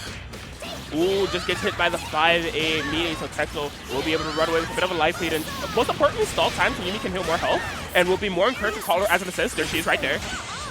Yep, goes at it. Oh, and catches. Yeah, nice job on that. Going to get following and just going to get further damage on Chie here. Yeah, my boy Chop Suey kind of in jail in the corner right now. Really needs to find a way out of here because he could definitely lose the game from this situation. Yeah. Tecto knows it. You see them on their approach. Chop finally finds a way out with that DP. Yeah, it does get away with the DP. A very dangerous situation, especially like when that like a counter, especially when the other player is on there. But fortunately, like waited out the time there to get on there. So side switching on here, going through the cross combo. Yeah, change it out like Doc, like see the burst come out to play and gets full damage on that. Good opportunity to get a lot of damage here. Force the DP out, but still partner assist comes out to play. We got it down Yumi. So smart of an approach here the Chop Suey has. It just kind of goes to show the thing I was saying earlier. The Chop has a mirror to win conditions. Just kind of takes out at Yumi, matter of pure offense. But now the Chie is down. We're at the 1v1 situation here. Resonance has to pop for Tecto, not for Chop. Yeah, going in, finish off. Tried and true. Resonance finish for you, and it's going to be Tecmo. Tecmo going on first in there, and it was like a lot of back and forth. The reaction, trying to send out a partner assist, or trying to send out the burst in there to switch out, and like just Tecmo ready for that situation. Yeah. Absolutely. Okay, time to air. Yeah, I think that's what's going to be Chop Suey's goal here, is to just like establish a better control of not allowing for Tech to get in so easily. It's, you know, easier said than done though when you have Yumi support kind of messing you up. So. Oh yeah, like nice little side switch on the other side, getting caught in the low here, having like nice little bit of damage here again. Gets a throw. Alright, yeah, timely burst with the Chop Suey, has to bring in the girl, the Izuyui. Blocked out of JC, didn't try to challenge afterwards. Yeah, keep it in the air, throwing out the projectiles just to avoid Yumi's. Oh man, yeah, so one thing about this is like when Chop Suey has the Izuyui point, Chie's assists aren't bad, but they are pretty specific. Like she has like pretty much anti-air assist at 4P, 5P is like a lariat, but it doesn't cover much space. Then she has that dragon kick that comes to skies. Right. I've noticed that Tecto has just been taking it slow. He's like, yeah, I just like won't jump and I won't come in range of Chie 5P. What will you do? Like, yeah, it does get a little bit of a clip on the meteors, but nothing much afterwards. And like, unfortunately, it is Tecto Eastside going to switch it up into the corner with the cross combo. Massive opportunity here for Tectal. Okay, oh, just gets the cross under. Yeah, hits the partner, but not the main character, so just gets a little bit of extra damage here, going back into neutral territory here.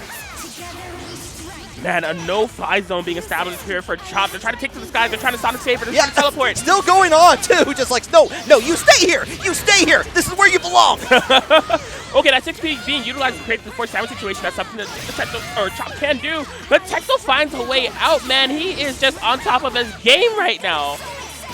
Yeah, sends it out there. Actually was able to avoid most of the projectiles in there. Tried to go in for a long range throw at that point, but did get missed and is going to get punished for it. Get the follow up with GA here. And a lockdown, JC for more plus frames, Meteors for even more plus frames. No, I'm getting in and I'm staying in. You can spend all your meter on push blocks, man. Oh my god. Yeah, that's one of those tried and true things. Like, you push block, I'm going to send out meteors. You still have to block this. Gets in with the DP. Like a little bit of health is all you have left on both sides here. Throwing out the meteors in here. Switch it over to Izayoi. Gets a sneaky side switch. Oh my gosh. I hadn't even noticed why Chop was able to throw out so many meteors. They were under 80 seconds for the rampage time, getting past the regenerating bar. And there it is. Chop will be able to tie it up 1-1. Yeah, that rampage time situation, in my honest opinion, was the thing that allowed for Chop to really change the tides of that matchup.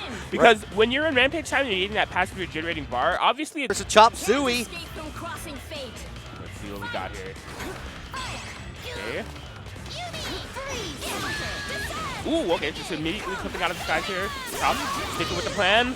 Yeah, into the cross combo situation here.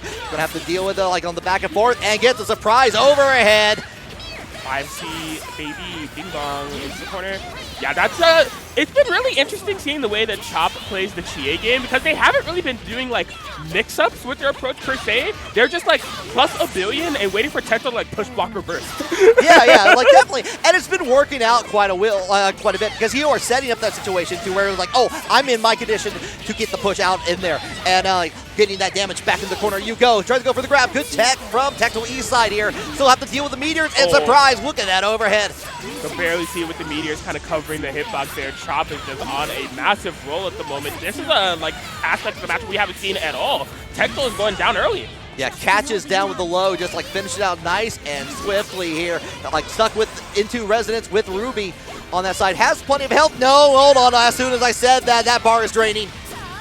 Yeah, at this point, this is a really tall mountain for Tectal East side. So it's at the time. Oh my god, there it is. That Chop Suey special of like, hey, by the way, I have left right to the corner as well. But Tectal was ready for it and blocked it somehow.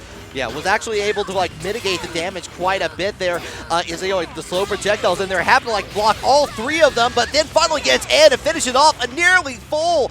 Not quite a perfect, but very close. It's very rarely you see a perfect in BBTAG. He's like, let's just turn it up a little bit early. It was working pretty good in Rampage mode. What if I get this started now? Yeah, rightfully so. Chie is an extremely frustrating character when it comes to her offense game, man. Like, JC working the way that it does, the persona displacement and she could act afterwards. Like, I don't want to block that either. Yeah, and especially being able to get in, like even like after you block all that, you get hit with the universal overhead at the very end there. It is very frustrating at that point, and you got a little bit of time to breathe and continue the pressure. Catch it a little bit on the overhead. Chop Suey gets it, but unfortunately, it is going to be Tectal East side going to get the cross combo, forcing the burst out there. But that's what Tectal wanted, getting the Chie out of the way as soon as possible. Yeah, okay, this is solid momentum for Tectal. Builds up that assist gauge into the corner. Trying to beat anything that Chop Suey, but the defense is much too strong. Calls a defensive 4P. That was great. Notice Tectal's tendency to go to the air and just call to the defensive anti-air assist in order to check. All right, catching on there. You're back into the corner we go here. Kind of keeping the distance a little bit. However, going to activate the cross combo on there. A little bit of push and guard getting there. Gets the burst out of the way. Switch it out for Izayoi. Indeed. Yeah, we see the slow gameplay kind of coming into the fold yet again. And we're comboing off the screen. Where is she going? Yeah, yeah. Air Izayoi has a flight path we do not know about. All right, yeah, catches on it on the way down. Going to be a big opportunity here. Actually gets the reset, too. Forcing out the burst, but no, got caught on there with the Chie assist in there. We're going all the way in the corner. Ruby going to get that damage in there. Sets it up, catches it once again with the low. Man, this has been an extremely tough secret from Chop. Keeping it all burst safe, just keeping Tectal under constant pressure. You know, Izayoi, not the most damaging character in the world, but the thing that makes her so threatening is that she's able to, you know, open you up and then stick on you and just apply mix-up after mix-up. Yeah, especially like backed up with the powerful assist of Chie in there, being able to like kind of bring in the pressure like where it counts on there. Okay, now she's fired up. Yumi fighting for her life. Gets clipped low. That should be it. Chop Suey. And you can see it like technically like shaking the head. It's like, man, I got hit by that low. You can like I can understand the frustration on that. But what a match for Chop Suey just to show the power there. Really stressed about, I've never fought this team before. How do I fight Ronan Healy? She knows. It's just a matter of executing it. Yeah, exactly. But in the beginning, Ronan Healy getting the first hit in there, going to get the follow-up here. Very nice little start there. And Ronan Healy also, like, I believe got second in Marvel vs. Capcom yesterday. So, like, running hot on a runner's high here. Yeah, just an extremely talented player when it comes to these team fighting games is Ronan Healy. Looking really solid within the opening sequences of this match. May build the 4 bars, not quite. Oh, that was so clutch! Instead of routing into a combo, just routed straight to the parry to catch the Carmine. Yeah, so it's like kept in the corner there, kind of getting the push on there on the other side. Yeah, get the reject guard in there, gets hit with the blades from Carmine here. Going to get a nice little chunk of damage in there. Gets his follows up. Man, I know the crowd is awake after hearing that let's take armor on those loudspeakers out there. Oh, yeah, no, that is definitely alarm. Finally, I finish it off just to heal Carmine a little bit here. Like, jumps back and gets another hit here. Man, Razo making up for lost ground with this offense that they've been able to implement on Wald. And most importantly, always ending with that A auto combo in order to get more health on Carmine's end. Completely taking the lead within the set. Yeah, one thing about it, like this is a big body team. These two have a lot of health to deal with, and you got to play a little bit more patient to make sure you can keep up with the pace. Right. Okay, Ronan is responding accordingly with the super. Gonna be able to find that reversal. Pretty tough to make this ground. Gonna try to make it happen. 2B does not make contact. Yeah, it does get a little bit of clip on the other side, but no conversion, unfortunately. Want to keep it back in there. Activated resonance for Ronan Healy. Let's go back in there. Yeah, get the follow-up, trying to use the long arm of the law. Oh, she burns. I think you're committed to dying here, Leia. Yeah, when you have that little pause in there, you're safe for him for a few moments, and like definitely act with the and you have and then like a familiar theme. It's like the wrestling theme comes out, the Titantron comes up. It's Yang, my bird, coming in. My God.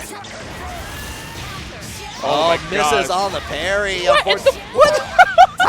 Okay, I missed that completely on there. Just get the follow-up into Waldstein. Into the corner we go. Razo feeling pretty good right now. Okay, yeah, clutch on Ronan to find a safe burst point in order to get the Blitztank in. Oh, Blitztank's her pot so bad, almost allowing for a full conversion side swap from Razo. Yeah, especially with the team that Razo is playing, like with Carmine and Yang. Basically, if you were able to jump C with Carmine, you were hitting Blitztank. Right? Oh man, excellent stuff. Razo just had full control over this matchup thus far. Just not allowing for Ronan to move. You know, the mobility factor, I mean, you're playing a freaking tank. Yeah. And Waldstein, it's pretty limited. So Razo just using that to her advantage to just really overwhelm Ronan. Okay, yeah, the jump in was in Razo's favor, being able to push all the way in the court. Still has Resonance on hand, does get a little bit of clip, finally activates Resonance here, but you're having to deal with both the characters at the same time. Activates the cross combo. Yeah, get a little bit of Firecracker on there. Get the push back, tries to get the follow-up, and they're expected like the rush in, the tackle from Yang in there, but Razo held off in there and got the damage in right afterwards.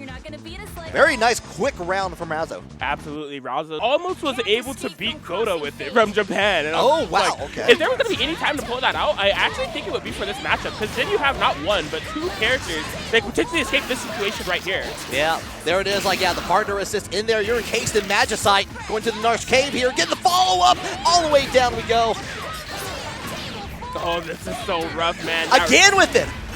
Oh. Finds the burst, but Razo's still able to find the pickup. Is she going to be able to set it up yet again? It's very possible. Just goes in, just goes like just for the safe health bed in there. Try to got the parry on it afterwards.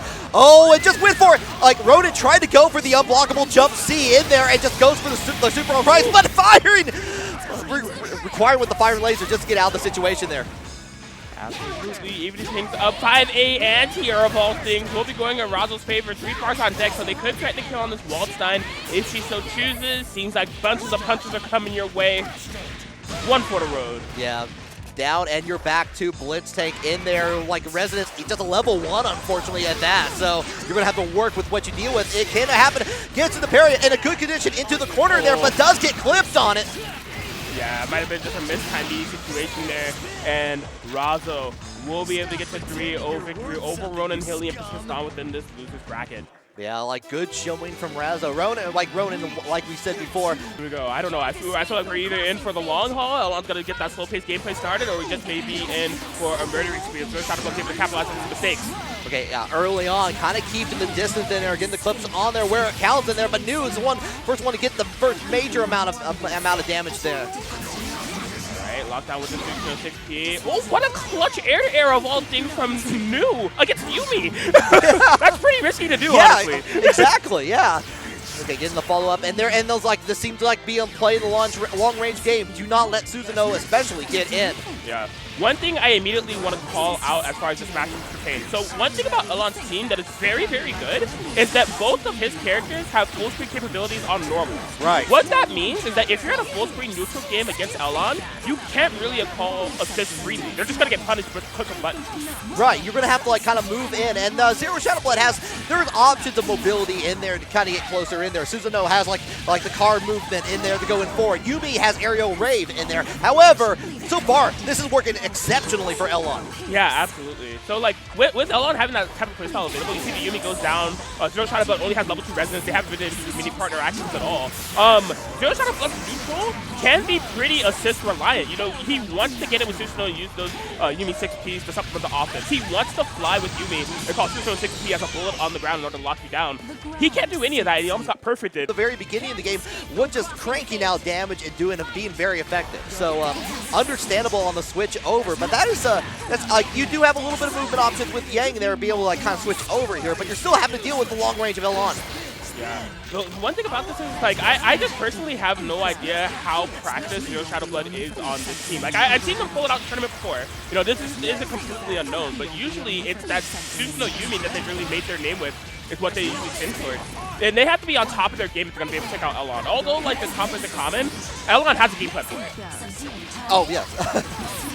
Yeah, one thing of kind of going in there through, definitely been able to try to what you were saying earlier, being able to throw you're able to throw it Hilda's DP long range and keep it safe with New in the background in there, throwing it out multiple times in there. Zero Shadowblood finally have a chance in there and gets bursted for the trouble.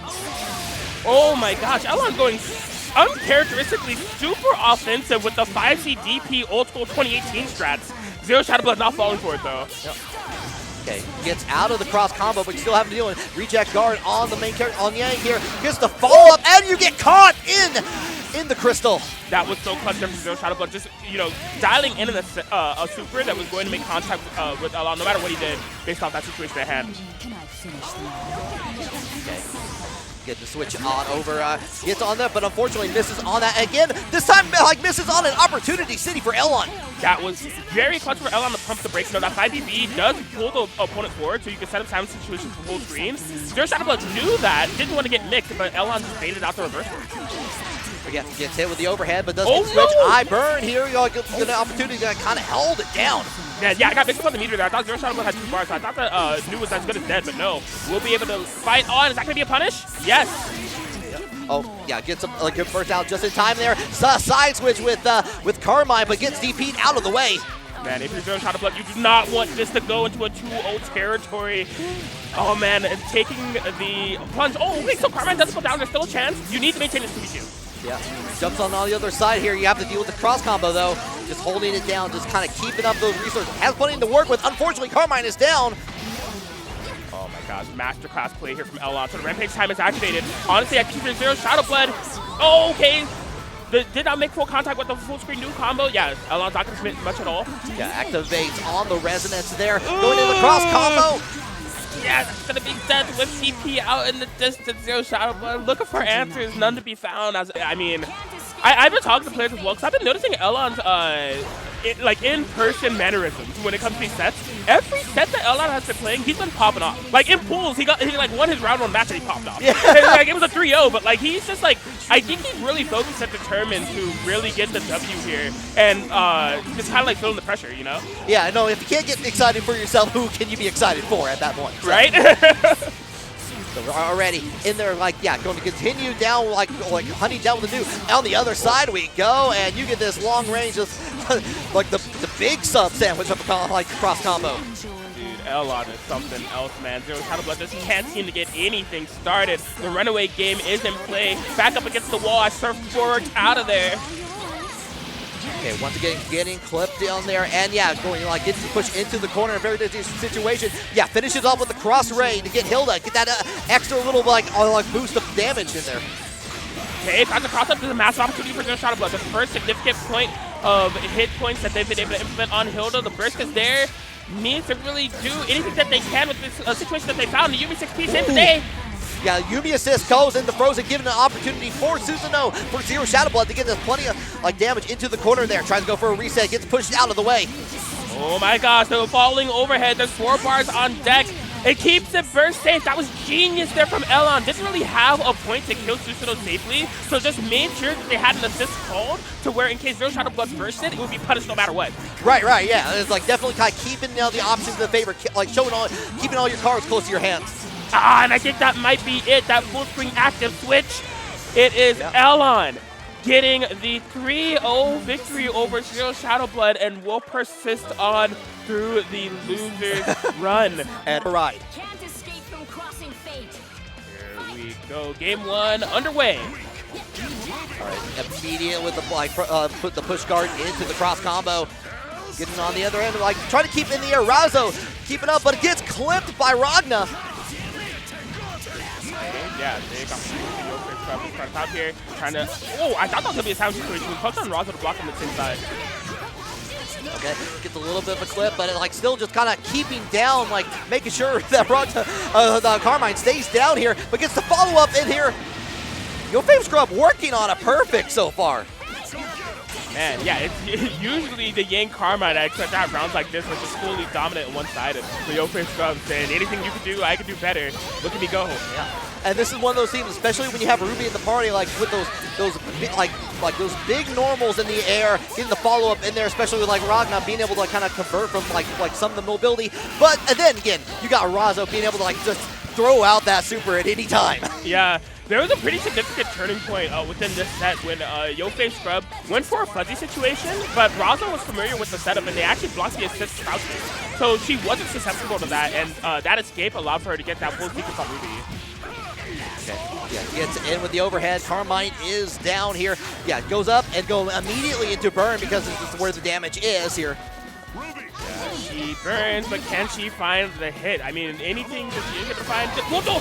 Are you serious? Does 2C the clip low and duck under Ruby 6P? Yeah, I guess so. I guess so. You genius.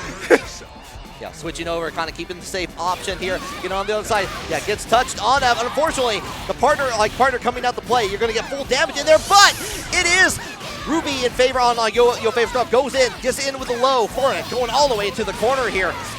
Yeah, those situations where you're punishing assist characters are always so weird. There ended up being a mid-combo reset there that Razo was not ready for. Was just simply not blocking on the buzzsaw. Yeah, like definitely laughing on it, but it's like just shaking her head and just like ready, like just was not expecting that altogether. Rakava does the if Rakava ever does cross raid where he does the swing around, I'm gonna say see you later because it looks exactly like that. The amazing Rakava, man. Here we go. Yeah, into the cross combo here. A little bit of like kind of poking and like trying to see it. It gets in with the low into the corner. We go. All right. Also getting the first certificate point of offense here. Lockdown. Ooh, on the spin super as well. Really makes it hurt. All right, yeah, holding it up on there, like kind of keeping you in the corner with the Hakumen assist in there, but it's going to be Rakava doing all the hard work. Bro, double hitting KAs are so cheap, man. What do you mean I have to block overhead twice? I don't want to deal with that. And you have a flight. What is this character? Yeah, that's quite rude. Quite rude. Yeah, catches on that. Going back into the corner we go. We're going to make sure you stay here. Stay where you need to be. You're in timeout. Ooh, the JC in order to get the throw bait. Not enough to kill, but one more clip is all you need here. You're still having to block in their sets up. The cross combo switches over to the Hakumen, and there it is, that overhead down. You're stuck with just Ragna. Sheesh! Still has the cross combo available, so was able to sneak in another mix-up there. Yofei Scrub does find a DP in order to escape, at least for that mix-up, but cannot escape from the offense, from the momentum that Razo has been able to implement here. Yeah, a bunch of extra play from Razo here, trying to being able to basically shut down Yofei Scrub and Amber Pawn. That reject guard to keep you in the corner and keep you well within range of Razo's attacks. Yeah, just a full switch up that we've been seeing here from Razo. Kind of putting Scrub on the back foot. Scrub not going down without a fight. Honestly, not undoable. With the amount of damage that Rogg is able to do, if Yofei Scrub is able to find a couple clean hits, maybe even make that comeback, but can't quite get it done. In another scenario, that is very possible. But sometimes you just get hit by the low at the end there. And Razo, Frosty, you're down, you're a significant outplay. You just need a massive change in your overall approach. And now the Seth Yuumi is going to be the pick that you're going to opt to try to get the job done with. Yeah, a little bit of clip on Yuumi there. And this is one of the things, Seth has options to the orbs. They get the kind of the follow-up in there. And especially in the game where you have partner assist and everything, and where you have to kind of follow the bouncing ball on every little bit of option, sometimes those orbs come into play handy. Oh my god, get the anti-air, able to confirm with the Seth Orb in the back. No matter if you whiff, I have so much coverage, I'll be able to try to hit somehow. Yeah, goes in, catches on it, get the command normal on there, gets the push off. You still have to deal with Merkava. Such smart coverage there from Razo. The push block had Hoffman vulnerable, so Razo opting to make sure that Scrub can get that full screen punch with the 2-1-4T. A little bit of clip, got frozen for the trouble here. Trying to use a wrong region, a dive kick in there and fades out the DP, and that's one down. Hakaman is up on their own. Oh my god, yeah, force damage situation. Razo does activate the resonance, so we'll be able to notify a lot of this mix. Oh, that was a good snipe. Unfortunately, can't get Yuumi from that high with that super go. Yeah, and now this is your mobility is stuck a little bit here, and you're having to deal with this team that's going in. But switches out the cross combo to make that safe. Well played from Yofei Scrub. Yeah, just playing it slow. Forcing Razo to spin that bar is pretty significant because now Razo's win potential has been significantly neutered. He's going to be character to partner off this airway conversion, and this could be death. Switching the aerial ray. Yeah, going to go ahead and switch it one more time. Just go ahead and activate that super. If this doesn't kill, you have them. Yeah, there it is. Distortion. Finish. Oh, man. Everybody's clapping it up, but I feel like it's not even a matter of they're clapping it up for Scrub specific. It's not the best. And when you're going up against a comp like Seth Yuumi, you really need to be able to make sure you can lock them down and keep up with them. And I just, it's going to be forcing you to, try really hard to do so with a comp like Game Carmine. Yeah, going in on there all the way into the corner here, getting the follow-up. Okay, yeah, well over 9K done to the stats locked down, and Scrub just cannot find a way out. The Yuumi burst. No active switch there from Razo. I feel like there's a punish opportunity there. Oh yeah, get the fly in. And one of the things that Merkava does have access to is you fly in, you get that corner carry all the way to the other side. Yikes, instant overhead yet again. Kept it burst safe. The set will be going down meterlessly as well. Look at these punch adaptations at play here for Razo, the Sharp. Yeah, but does get clipped by it, but doesn't get the conversion. No connecting flight for you. Yeah, I was looking for the fuzzy conversion. Just wasn't quite close enough to take advantage of that Hoffman herb dodge. Look at the response here from Razo. Not quite enough to kill, though.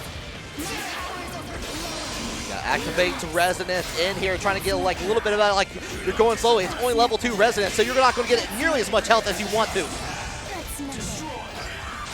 Hey, yeah, just chipping away, does find the active switch mix. We are tied up 2-2. The crowd goes wild. Everyone is pulled up for this one. Yeah, just very excited. The amazing Merkava fight up together. Game 5 situation. What do we see here? Both of them taken to the skies. It's going to be a matter of Yofei Scrub not being, subject of these Merkava flights that have been really coming in clutch. And there it is. Forced damage situation with the action switch yet again. No full combo from Razo though. Okay. Right, yeah, with the dive kick in there, push guard as soon as they land in there, but you're still stuck in a cross combo. So running through with the set in there, but misses on it, unfortunately, and Merkava going to get an opportunity. Razo getting plenty of damage now. That was potentially a game-defining drop. Oh, wow, the Hawkman 6P not quick enough to make contact with Seth. Gets a surprise cross-up. We'll be able to tag out and let Seth heal a little bit. It's going to be on Scrub to try to play this out with solo Yuumi and let Seth heal as much as possible, but already getting poked out. Yeah, this is very important. Like Razo getting plenty of damage on Yuumi. Both characters are down low into the reds for Fave Scrub here. Trying to build up that recoverable health with Seth in there, and Yuumi, but you get caught in the DP. And on the other side, you're still trying to make the movement here into the cross combo. Oh yeah, push blocks the air raid, so no mix-up. Tries to get the full screen conversion with the snowbird. Blocks the last minute mix-up. Scrub finds a hit. I think this will be death on the Merkaba. Yeah, goes ahead using it again, bring out the tornado. What a big, powerful low there. And this is one of those interesting scenarios of BBTAG where it's a 2v1 situation, but the person with the one character has plenty of life. The person with two does not have much life to gamble. You have to be really careful how you approach this, because if one of them dies, you're going to be in a tough scenario. But finds the Axe Switch mix-up with the Axe Swap DP. 2 bars available. This won't kill, but you're wasting that rest of the time. Yeah, decide to keep on the bar, just keep those resources just to make sure to get a little bit of clip, and nothing for it afterwards. Goes in, like already sets up the orb in the background. Another orb for you. Switches out to the Yuumi. Kind of keeping the distance here. Any crit will get matter, and almost clicks on the standing B after the conversion from the frozen projectile. Yeah, good on Razo to push block that set to nullify the potential sandwich situation. Locks out that snowboard, push blocks in there. Misses on it, blocks on that, and the clip from that for Fave Scrub. Gonna get it down in there. Sets it up. One more arrow rave is all you need. That's all you need to finish it off, and the fist bump to win it, and the hug out. But Fave Scrub moving on. Oh, L on new 13. So, like, I feel like if Techno keeps that pace that they had in the top 3 match, they're going to great. Well, I was going to say if they just beat Elon in the skies and track them down, they may have some success, but I might be fooled. Elon immediately finding the air with these opening sequences. Yeah. Oh yeah, goes ahead and set up the partner assist into the DP, was just ready for it. Goes ahead and activates the cross combo. Down. Oh yeah, does the change on the burst, but was ready for it. Gets clipped on the ground, and you're still stuck in the corner, but only as Yuumi now got caught in the low. That's not a good sign. Risky Sweep getting opened up by the 5v mix-up there. I don't know how familiar Techno will be with this matchup. Let alone one of the best Hilda players. No, it's not just any Hilda player. It's like, how do I beat this character? It's like, this is like one of the best. Yeah, Elon may have new in the name, but like definitely like very powerful Hilda. Yeah. Ball in pain, has 3 bars available. I don't know if this team can threaten to kill on Ruby from this situation. It looks like not even gonna try. He's gonna sit on the lead. Yeah, like looked like jumped over, trying to bait out a button from Ruby, but like definitely still gets a hit in there, and then we got one down. It's only up to like a single Yuumi. Okay, yeah, of course, sandwich situation with the JC cross combo. Oh, Techno gets hit by the 5A axe switch. Yeah, that will be going up game 1. Yeah, a lot of that was like kind of like Elon test time obscuring the vision there. Right. So. Now, much to Techno's benefit, in my opinion, there were a lot of tells in that set that will give Techno information of how this set will be moving forward. So the JC plus, oh my god. Happy birthday. Happy birthday situation. But like the JC plus assist is a common Elon technique. He knows that that's going to sandwich. Full screen mix-up game. He knows that that's part of the equation. So he can try to adapt to that. It's just, can he do so in a first to 3 setting? Okay, yeah, actually, get the clip on the top screen of that. Oh yeah, Hilda trying to do super in the air. I actually get a little bit of clip, saving Techno for a brief moment, but however, still stuck in it. Going to get the cross combo and do the plenty of damage here.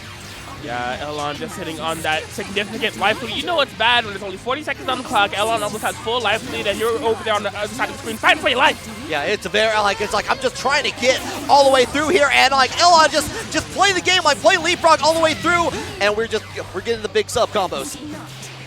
My gosh, where is the escape? Yeah, that's one thing I mentioned previously. Elon, on both characters, full screen control. You cannot call assist from a full screen setting. You are going to get sniped. Right, and this is the problem. Yeah, switches over, gets hit with the Hilda, and that's a quick 2-0 so far for Elon New. Way to get in like close for comfort at that point. I'm not able to get in. Yeah. We'll see what they'll be able to make happen. I mean, it's like extremely important to get something and kind of establish it right away. Because Elon, I can tell you right now, with the way that he's playing, it's fully comfy. Yeah, if he's doing stuff like that, like running up very confidently with new assists in the back and just DPing in your face, that just really goes to show how confident Elon is within this matchup. Yeah, started that like on the first match with the test on that, and like it's still working so far here on that. But like Techno Eastside finally getting a little bit of a clip, a little bit of a chance here. Make him pay, Techno. It's pretty much now or never. Look at those push blocks coming into play. Oh my god! Oh, got clipped out of it, and New got an opportunity. Yeah, using those jumping normals from the distance in there to get on that. Switching out, cross combo time. Get the push away, but you're still stuck in here. You're still stuck between us. Oh my god, what is the move here? Double 5B activation 6 to the Spike Chaser. Elon does not have the life lead, but we have that full screen maintained. Has not been able to solve for assist DP. Keeps it first safe. Why would I hit a button, amigo? Give me that ruby. All right, yeah, just going in, keeping it comfortable. Hilda just lazing about, ready for that. Goes instead of it, gets ready, gets a surprise in there and down. And you were up to, once again, the solo Yuumi instant resonance activation. Bro, that was the definition of conditioning. Elon did nothing but assist plus DP. And so, threatened like they were going to do it again. Chuck's like, okay, I'm a block. And he's like, by the way, I got an instant overhead player. Yeah, that's right, Visa. Yeah, I still have that. Goes in down there. And now, like, Elon just, like, not approaching, just playing the safe game there, just getting the damage where it counts here. In a very good position. Just playing ping pong on the switch game. The skies are safe. I will control them with my one and only, my tried and true, my Elon new. Yeah. Elon bringing the Pain Pekko to this bracket here. Like, we saw the Yuumi and Adachi come out from Monkey early on, and Chie Izayoi been the strong pick for that for Chop Suey this entire time, but we're going right into it here. Oh my god, this is not the way you want to start, bro, against this team. 8K already done one of your characters. That's half a life bar player. Yeah, good, like, try to explain that. Yeah, and I mean, Izuyo's going to be joining her on the bench there as far as, like, being injury reserved. Within 20 seconds on the clock, so much life has been lost. Yeah, ready for the burst at that point, going into the aerial raid once more here to the follow-up, and that's going to be, yeah, one down. Doesn't even have to use any meter for that. Bro. When will Chop Suey find an opportunity to do anything in this match, but seemingly never as we commit to DP and only make contact with the Persona? It's so over. Yeah, that was what, like a 43-second round or something like that. The snowball effect, basically, at this point. Exactly, man. I mean, it's nothing to get too deterred by if you're Chop Suey, right? You know, Chop Suey recognizes it's just like, that's just how the team works. Sometimes games like that are just going to happen, right? It's nothing you're necessarily doing wrong. Just, you know, try not to let it happen again. Unfortunately, going to get hit with the Zeodyne all the way into the corner here. Does try to roll out to escape from that, and it's just like trying to really escape from the momentum that Monkey has been blazing here in this Winners Finals. Bro, Monkey's in the zone right now. Like, it's been a while since we saw him play because he was literally his first match on stream, but he is playing hot. Like, everything is just on fire right now. Yeah, like never stops playing in between those sets, feels like. Yeah, he's just not letting that Izuyo fly for free, just locking her down. 5-5A hitting in the front, able to make it burst safe, you better believe it. Yeah, we're not being able to see any of the options that we were talking about Chop Suey being able to be known for, like especially kind of keeping on the flight patterns because you're being locked down. Man, a quick two. Tags in there like round 1, round 2, round 3. But here we go. Monkey trying to work on a third one here. Can Chop Suey stop the momentum? Oh man, yeah, full screen does get that unblockable DP, guaranteed thanks to the BZO lockdown. Chop Suey's looking for answers, none to be found quite yet. Just gonna option take the damage here. Yeah, already well below half the life bar here, and you're still stuck in the corner. Managed it, able to escape out the Zeodyne with that slow startup in there to try to get out of there. Trying to use the range, use the projectile to keep up in the air to avoid that altogether. And finally, we're getting a little bit of lift off from Izayoi. Yeah, very impressive of Chop Suey to be able to find these sequences to actually jump out of the BZO setup. That's been really allowing them to kind of get away, but it's not to anything too significant in their favor yet. They still have yet to find any significant hits on Monkey 4012's team. Yeah, they're like definitely getting a couple of clips on the partner, but not the active character at the moment. There's a low opportunity city for Chop Suey. Yeah, finally the first significant point of damage, but it's a double 2-way starter. Nothing too crazy. Still, the pressure's kind of on Chop in order to mitigate some of the damage that has been done thus far.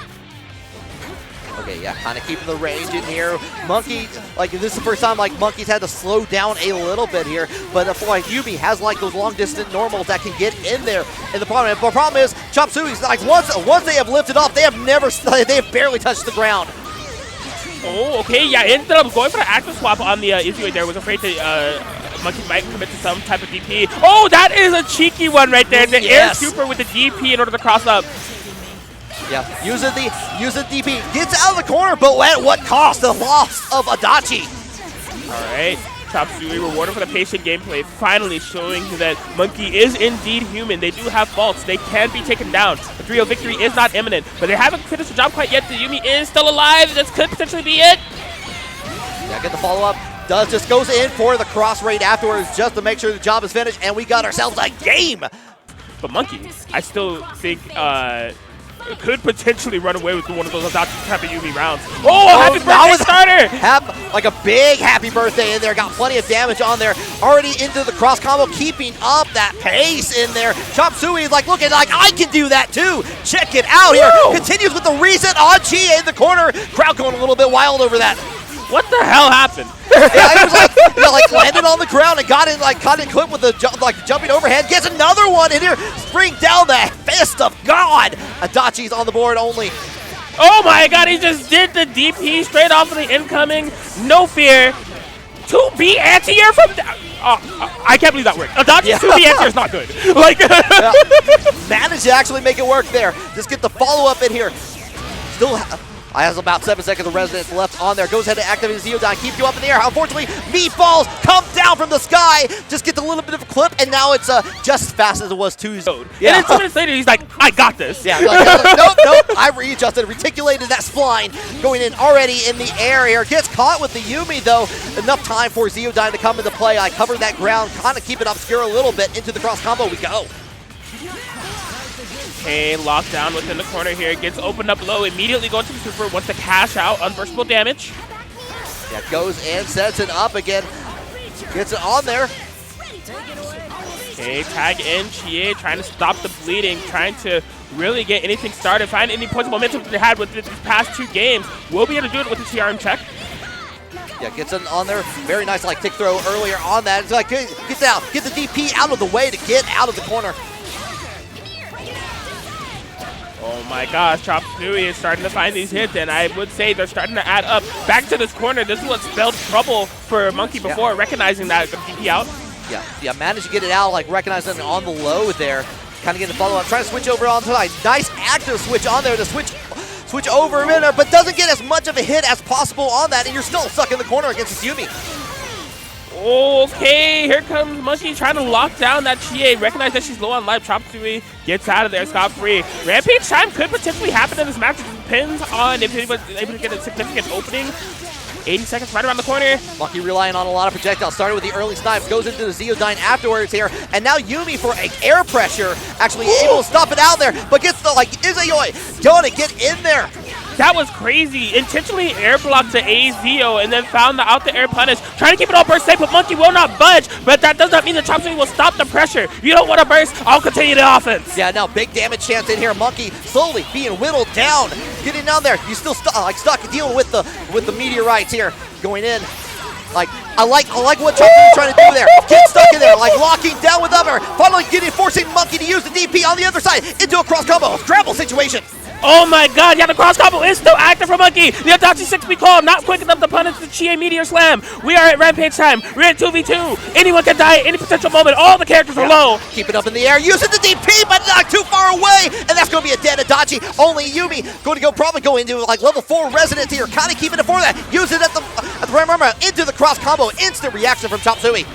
Okay, Meteor just to lock down. Oh my God, all the lockdown in the world, all the push blocks in the world. DP interruption from Chop Suey. He's not in the clear yet. All it takes is 1 hit.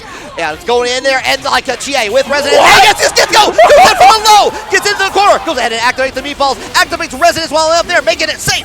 Going in and pushing the reject, going and gets caught on there. And you can see the palpable relief from Chop Suey, feeling it like with the pop off there. I can't not quite remember, but it looks like they're just in the new. They've been looking impeccable within this run so far. So if there's any time to take out their bracket demon, now would be it. Yeah, no, this is the opportunity of a lifetime here. Going to get the follow-up, and already we're kind of playing it, and like the blocking from Yo Fame Scrub, the block the overhead afterwards on that, kind of keeping the distance, waiting for that chance. Okay, yeah, tried to do the 2B in order to keep the burst safe, did not quite work out, so now Scrub will be able to bring in the Ruby freely.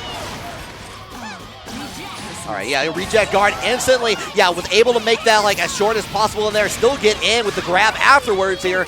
We're stuck in the corner, and we're dealing with another cross combo from Yo Fame Scrub. Yup, Big Fuzzy cracking the dome. Hilda, she's she's pretty, but she's also very tall. Yeah, and very dead right now.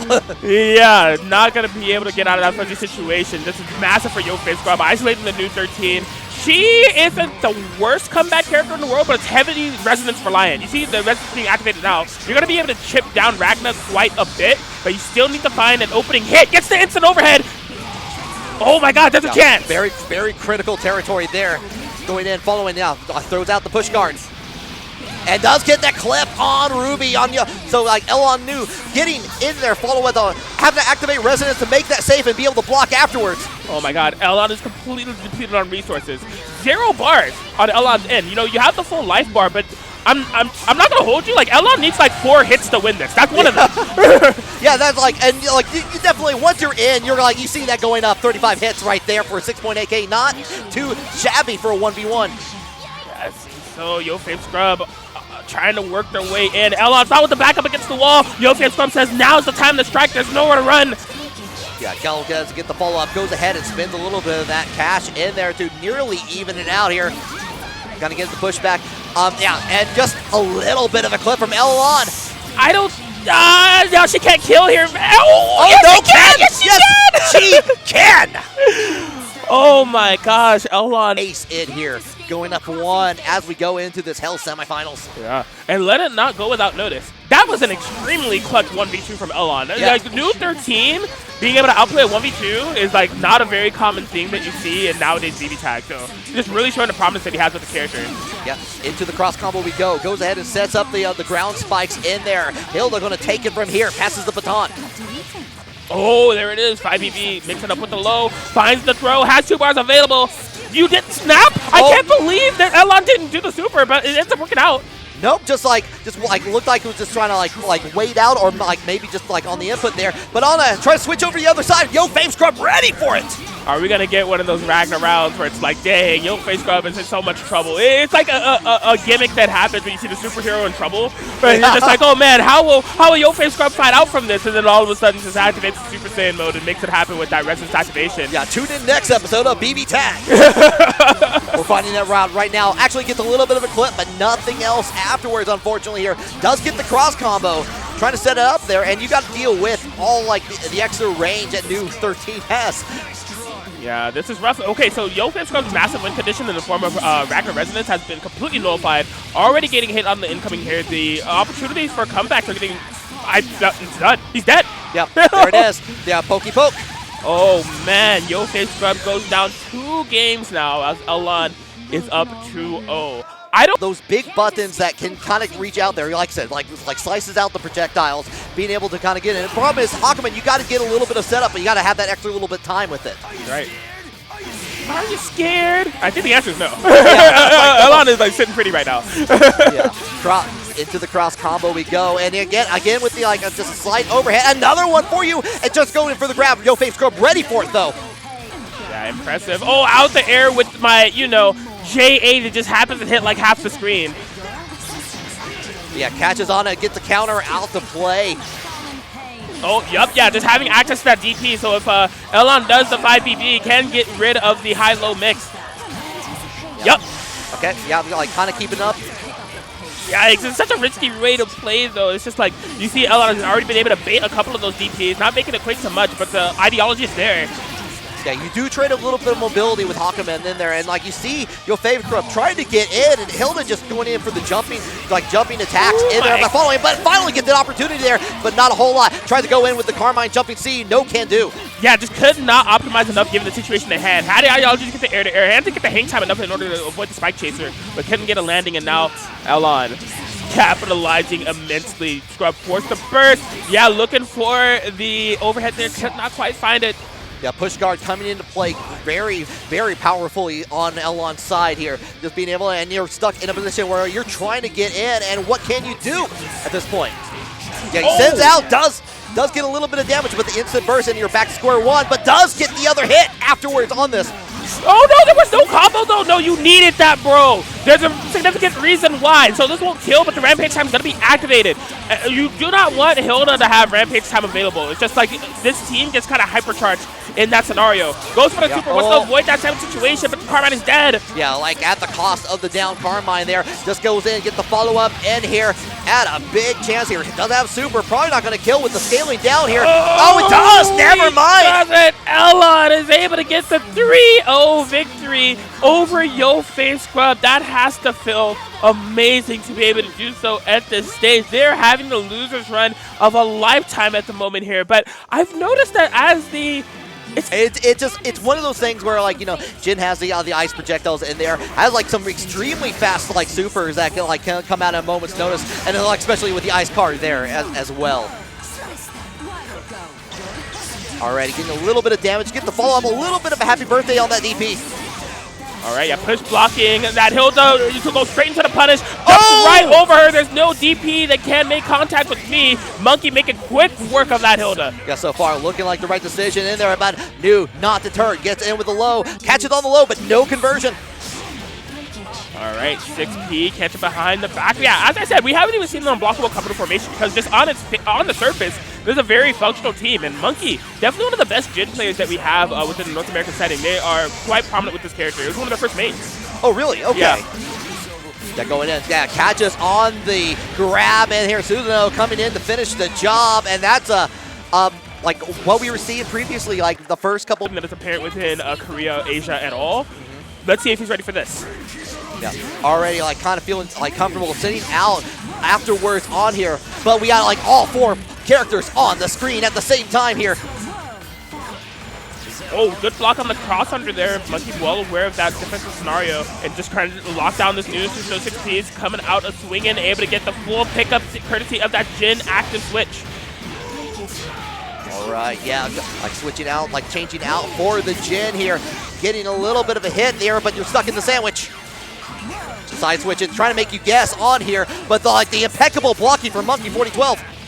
Yeah, did not get mixed up until the very end of that full sequence where it didn't matter as much. You know, just taking the measly 2.7K. Oh my that missed God! Entirely. You got into a dead zone.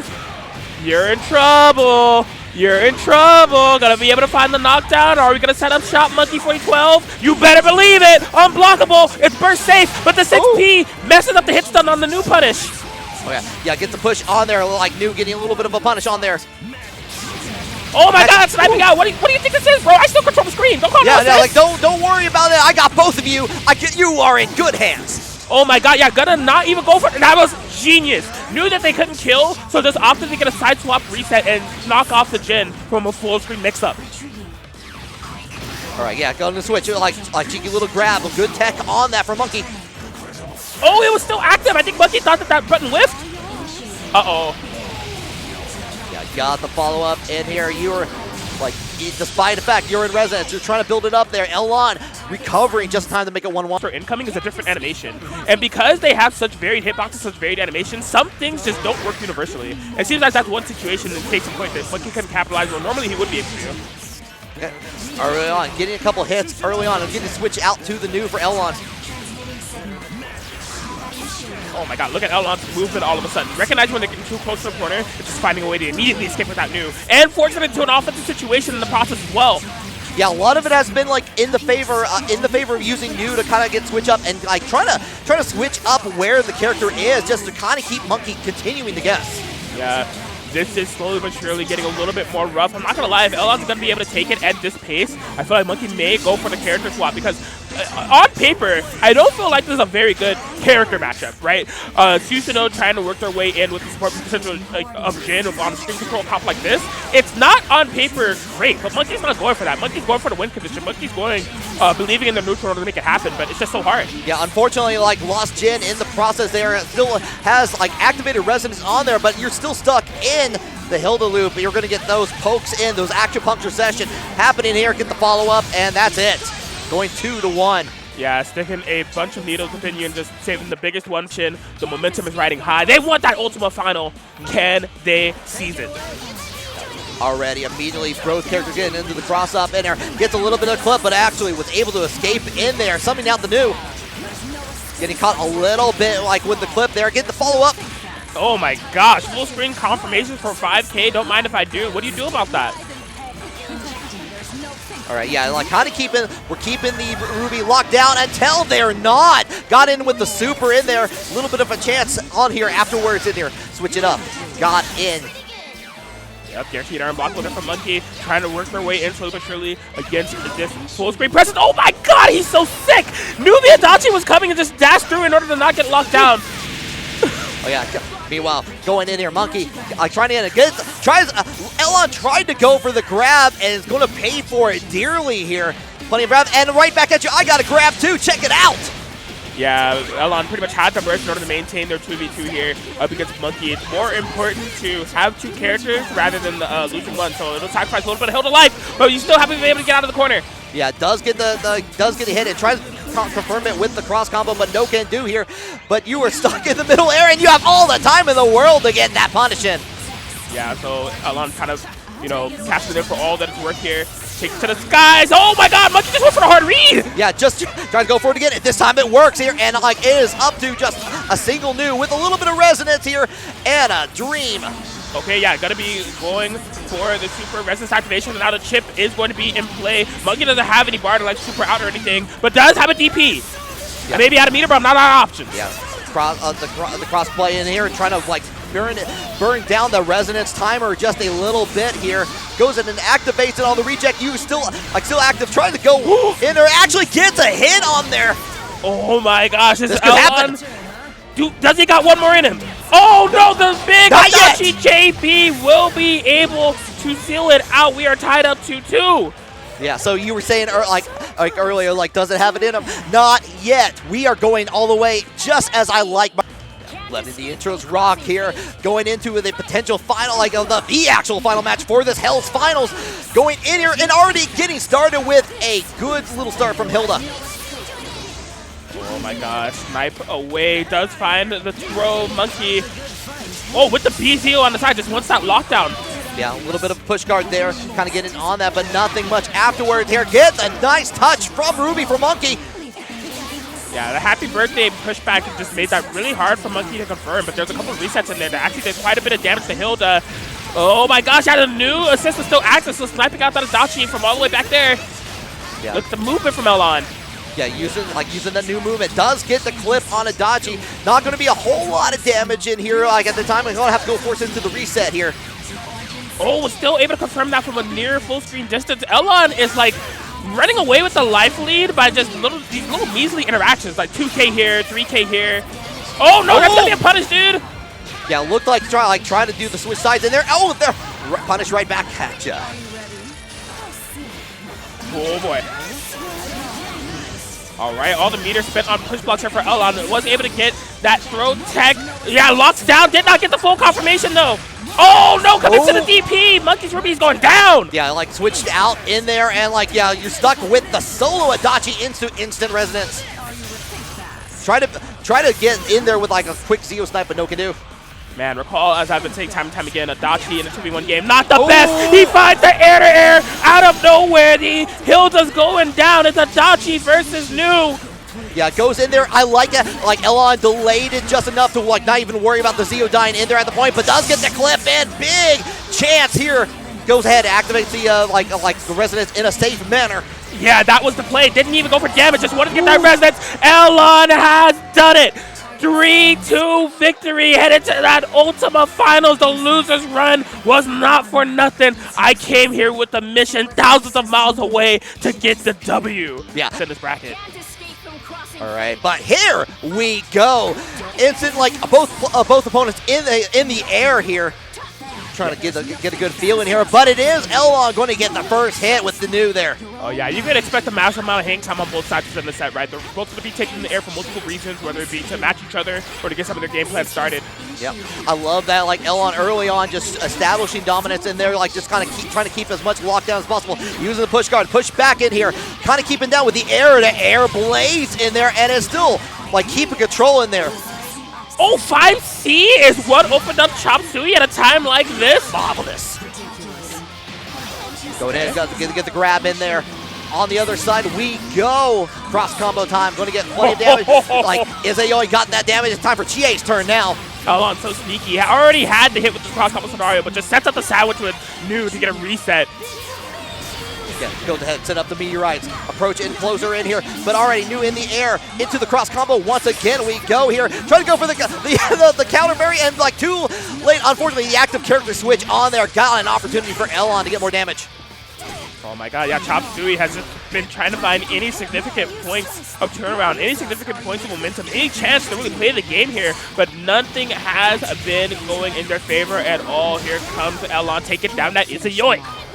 Okay, yeah, it looked like it was kind of caught jumping in there to finish it off here, and then you're just up to the single GA, kind of getting a push up on there. Still has Resonance activated on there, but it's unfortunately only level 1. Goes ahead, he does get a nice little clip on there. Has an opportunity to deactivate Resonance here, try to build up that meter, but it's going to be slow going. Not at this time, though. Oh, actually, just a little bit of a clip. Yeah, not quite enough to kill. Chie in the 1v2 game, she's capable, but not under these circumstances, right? When you're playing against like 2 zoning-heavy characters, it wasn't even a level 4 Resonance, it was a... Hold on, I got to punish for that. I'm just ready for that anytime. Chop Suey a little bit nervous to bring that out there, so was unfortunately not able to use that ability as much as possible. Yeah. Okay, well, see if Chop Suey have a little bit of return to form here. Things are looking a little bit better, you know, able to get a hit on the Hilda, DP on the new shortly after incoming. I want that lockdown as my pressure, and I need it now! Yeah. Yeah, definitely getting a little bit more ability there, like outside of that first match here. Going into the cross combo for Elon here, switching over to Hilda for the active character here, and so trying to get that long range hit, but nothing for it. Just like Elon just loves that long range, doesn't want you anywhere close. Yeah, the defensive mobility factor from Elon has been something to behold, especially in a matchup like this. Izzy can match the momentum in an offensive manner, and just through the sheer movement speed of Hilda has been able to narrowly avoid all these clutch scenarios. Okay, yeah, setting up on the blade here. Get the follow up, get the little bit of a clip in there, but nothing more. It's still going to block. Get the burst out. Izayoi in play. Gets in with the instant overhead. All right, yeah, Chop Suey trying to make it count. Does not have enough bar to get the job done right here, right now. Finds the hit. Elon immediately go for the burst. Gets, wow, the 5A of all things. Does get clipped with the DP. Like, Izayoi DP is quite odd in there, but it was able to make it work. Gets it far. Tries to avoid the Hilda DP, but doesn't quite get out of the way here. Going to get punished for that favor. There it is. Elon keeping it first safe, running away with the life. Just a bit DP assist yet again. He messes up the combo. That could have been a free kill on Chie. There was no burst available. That might be a pivotal mistake. Yeah, try to catch it up on the reset afterwards here, but you're going to oh my god! Both characters getting hit there. Izayoi inactive. This is like not enough to kill there. Oh! Gets over in there, switching up the cross combo. Oh! What happened? Elon activated the cross combo. Opportunity to kill off Chop's comp, but just could not quite find the routing to do so. All right, yeah, 1-1 now here in this Ultima Finals here. Kind of going back in here. Chop Suey finally getting like a chance on the board here. Okay. Yo, we're playing ping pong. Ping pong. Yeah. Kind of going in there, forcing the burst out there, having to use that up. Chop Suey has a little bit of meter to work with. Unfortunately, DP could have been an opportunity to get hit, but fortunate for Chop Suey, did not happen to happen. Sending out the meteors in here, but we're still playing that long-range telephone game. Yeah, it's tough. BBTAG players have been failing to punish Chie's DP for years now, nearly a decade. It's so hard, but yeah, Elon establishing that full control. Oh my god, Chop Suey got the full hang time to get over not only the new assist, but the Hilda DP and find a punish. That was impeccable. Yeah, not only that was close enough to get the combo afterwards into the corner, and they're not in the low here, but now we're just playing the game like gets the following. A Persona activated, goes in, gets a little bit of level 1 charge, gets the follow-up here, but doesn't get the clip for the reset in, or forcing the DP from Elon. Oh my god, that slow-paced game that we had all of a sudden, it has been cranked up. We are playing full steam ahead. Even Elon is trying to go a little bit more on the offensive. Or are we going to fall into a sandwich? No, there was no mix-up there from Elon from the sandwich situation. Yeah, like I said, we're trying to make their own corner with like kind of good pushing, like Hilda in the favor, using dive kick to get out of the way here. Unfortunately, put themselves in the corner, and Chop Suey got a chance here. Oh, yep, cross raid will be enough to do it, so the Hilda goes down. Here comes Elon's new staple character, flagship character. I'm named after this character. We'll be able to chip down quite a bit with the level 4 Resonance, so the Chie. Oh, are you kidding? Oh, no! That was so smart! Yeah, already in the air, tried to go for it, but got clipped by New here, and we're back in here. Still has plenty of Resonance to work with here, and gets a clip here, and we could be going into a second round. No, just goes ahead, activates on the Blaze, goes in there closer. Oh man, locked on the instant overhead here from Chop Suey. All of Chop Suey's Resonance game has been spin from the defensive end. Finally finding a DP on the tail end of it. Can't get the whip punish on the jump in. Yeah, push guard on the way back here. Now we're playing air to air, and it is in Chop Suey's favor. I'm not gonna lie, I don't know if Izzy can kill here. Bang, bang, boom. That might be it. Yeah, that is it. We're going into a distortion finish, and we're up 2-1. Oh my gosh. But like Elon knows that shooting down with the new, like shooting from the sky, using that Nintendo Zapper, if you will. Right.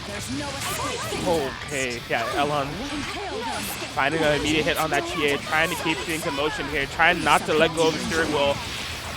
Yeah, Hilda DP goes super high and was able to get connection on that, get the follow up, and now right now like a little bit more stable, a little bit more comfortable for New to be in. Okay, yeah, maintaining this tower situation, getting to Chop Suey thus far, getting opened up by the tail end of it. You can see Elon trying to hard bait a burst. Chop Suey does not fall for it. Yeah, like good hold from Chop Suey on that. Baits out the burst this time though, and it's going to be like Chie going to get that massive amount of damage. Yeah, amazing here from Elon. A solid life lead, but we saw a kind of similar equation within the last set. You know, Elon had that solid life lead, was really able to dictate pace, and Chop Suey just kind of got in once. And then we kind of have their way. And here it comes yet again. They stopped that meteor. We are in there. Yeah, smart decision from Chop Suey to use the meteor, go into the cross combo, and get get the mix up afterwards here. Go right back into that one more time. Does get a little bit of a hit in there, but like the push away there. Oh, gets opened up overhead. This actually should be it. If Elon's able to stabilize the combo, it seems like that is the case. Doesn't even need to spend meter for it. So easy way coming up here for Chop. Yeah. Still like stuck away. You're having to deal with the solo Hilda trying to get above that DP, but the partner assist comes in and makes it a full combo. Right. Yep, resonance activation. It doesn't mean you're escaping this mix play. It just gives me more time to set up. And there's DP. Yeah, too far away for that DP to have any effect, and it's all new all the time right now. Just goes ahead and finishes off. We're up 2-2. Oh, man, yeah, Elon. On a mission. Out together on this. This is exciting. We're going to go right into it. Can't escape from Crossing Fate. All right, and like instant in there, like got the long range cross combo. Just going to play a little bit of ping pong with Chop Suey here. There it is. Ooh, okay, yeah, just gets opened up low by the 2-3-6-E. There's no escape. Chie comes in just purely out of block stun. Chop Suey was tired of blocking. Yep, I guess so. Yeah, goes in, catches with the low in here, and now like Chie, blocks out the burst in here, and we are going to get a little bit more of a combo here. Charges up to a level 2. No! That could have been a ton of damage in Chop Suey's favor, but then dropped the full combo. Finds a happy birthday, carrying over to the corner. 4 bars built. Can't get much for it though. Yeah, goes ahead, activates cross combo. Trying to keep up this pressure. Goes down in there, using the partner assist with the projectiles from that. Going down in there. Crowd getting excited. Elon! Not getting opened up by a singular thing. That bull-like pressure of Chie that Chop Suey implements time and time again. There's so many players that fell victim to. Elon just completely impervious to it, invulnerable to it. Yeah, you're not out of the weeds yet. Yeah, force the burst out of there. Trying to switch on the other side. Chop Suey has plenty of meter to work with. Goes ahead and uses 3 of that to get on there and brings down the Hilda. It's up to it is just to a solo no now. Oh, that could be it. I think Chop Suey has done it. Go stop! Oh, no, blocks it on there. Never mind. What's happening? We're still going in there, trying to keep that distance in there, trying to go in, reach out. Resonance activated here. Goes in. What is happening? Brings down Chie. Oh, and there it is! A complete scramble fest that happened in those closing seconds. But Chop Suey is able to get the 3-2 victory. And that's one of those things that could have gone anywhere. Like activated the resonance into the instant super, got rid of one of the characters, and you can see the reaction. Everyone just super excited for Chop Suey to win this. Oh, man. It's been a long time coming for Chop Suey, man. This is one of NA's best kept secrets. Really kind of making their debut within the offline scene in the post-pandemic setting and the post-rollback setting, but they've been grinding in the trenches of the BBTAG net play dimension for this moment right here, right now. Yeah, that was one of those things where, like we said it early on, this Chop Suey's in a great position to take it all in, and sure enough, on the winner side of things, was actually managed to turn out in the end of the scramble, and what a set! It was so good. I just truly had no way it was going to go. The scrambles at the end of that grand finals was blowing my mind.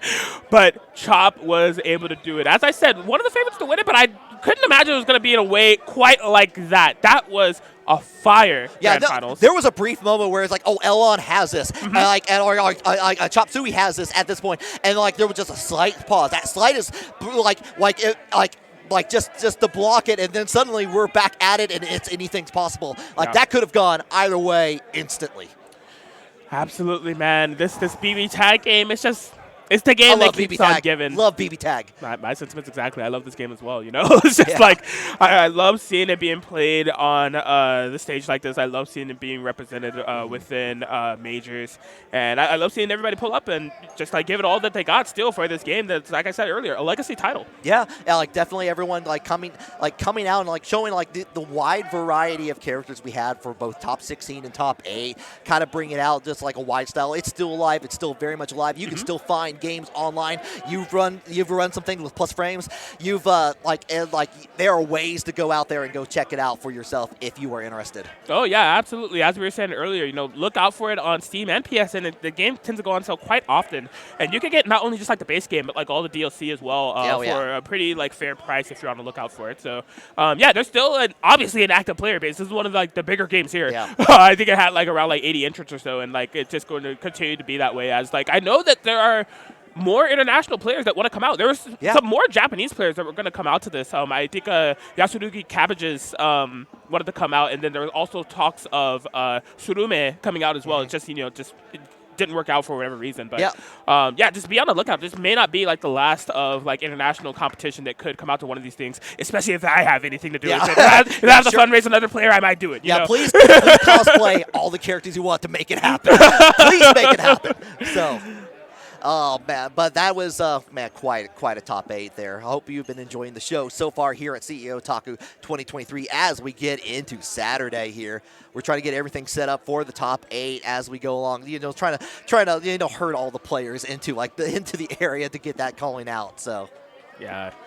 Absolutely. CEOtaku has been a blast this weekend. This is just one of many tournaments, by the way. Like, be sure to be tuning in all weekend long for everything that's coming up. I mean, any anime game that you could imagine. Even some non-anime titles in there, like Street Fighter 6, Mortal Kombat 1, have been super hyped to watch. I've been catching some of those matches on the side. This has been a quality event. I came to my first one last year, and I'm you know, they got a customer out of me. I'll be coming like every year. I love seeing anime games on display like this. Yeah, likewise. Like last year was my first CEOtaku. I was able to come out and like really enjoy it. And I just see like the love for like BBTAG especially on this. Like, you know, clearly everyone that's like they're super into the game. They love it and they love the community. Like I said it during top 16 prior to we didn't have a pool stream, but everyone like there were like 4 cameras set up down a row out there, like trying to get as many matches as we can just to record it, just for other people to see it, and that's amazing to see. Yeah. Yep, I'm glad you brought that up. Yeah, case in point, definitely look to your community leaders, BBTAG community, because although the pools were unstreamed, that does not mean that they were uncaptured. There's a myriad of recordings on like capture cards and everything like Risky Swoop said, so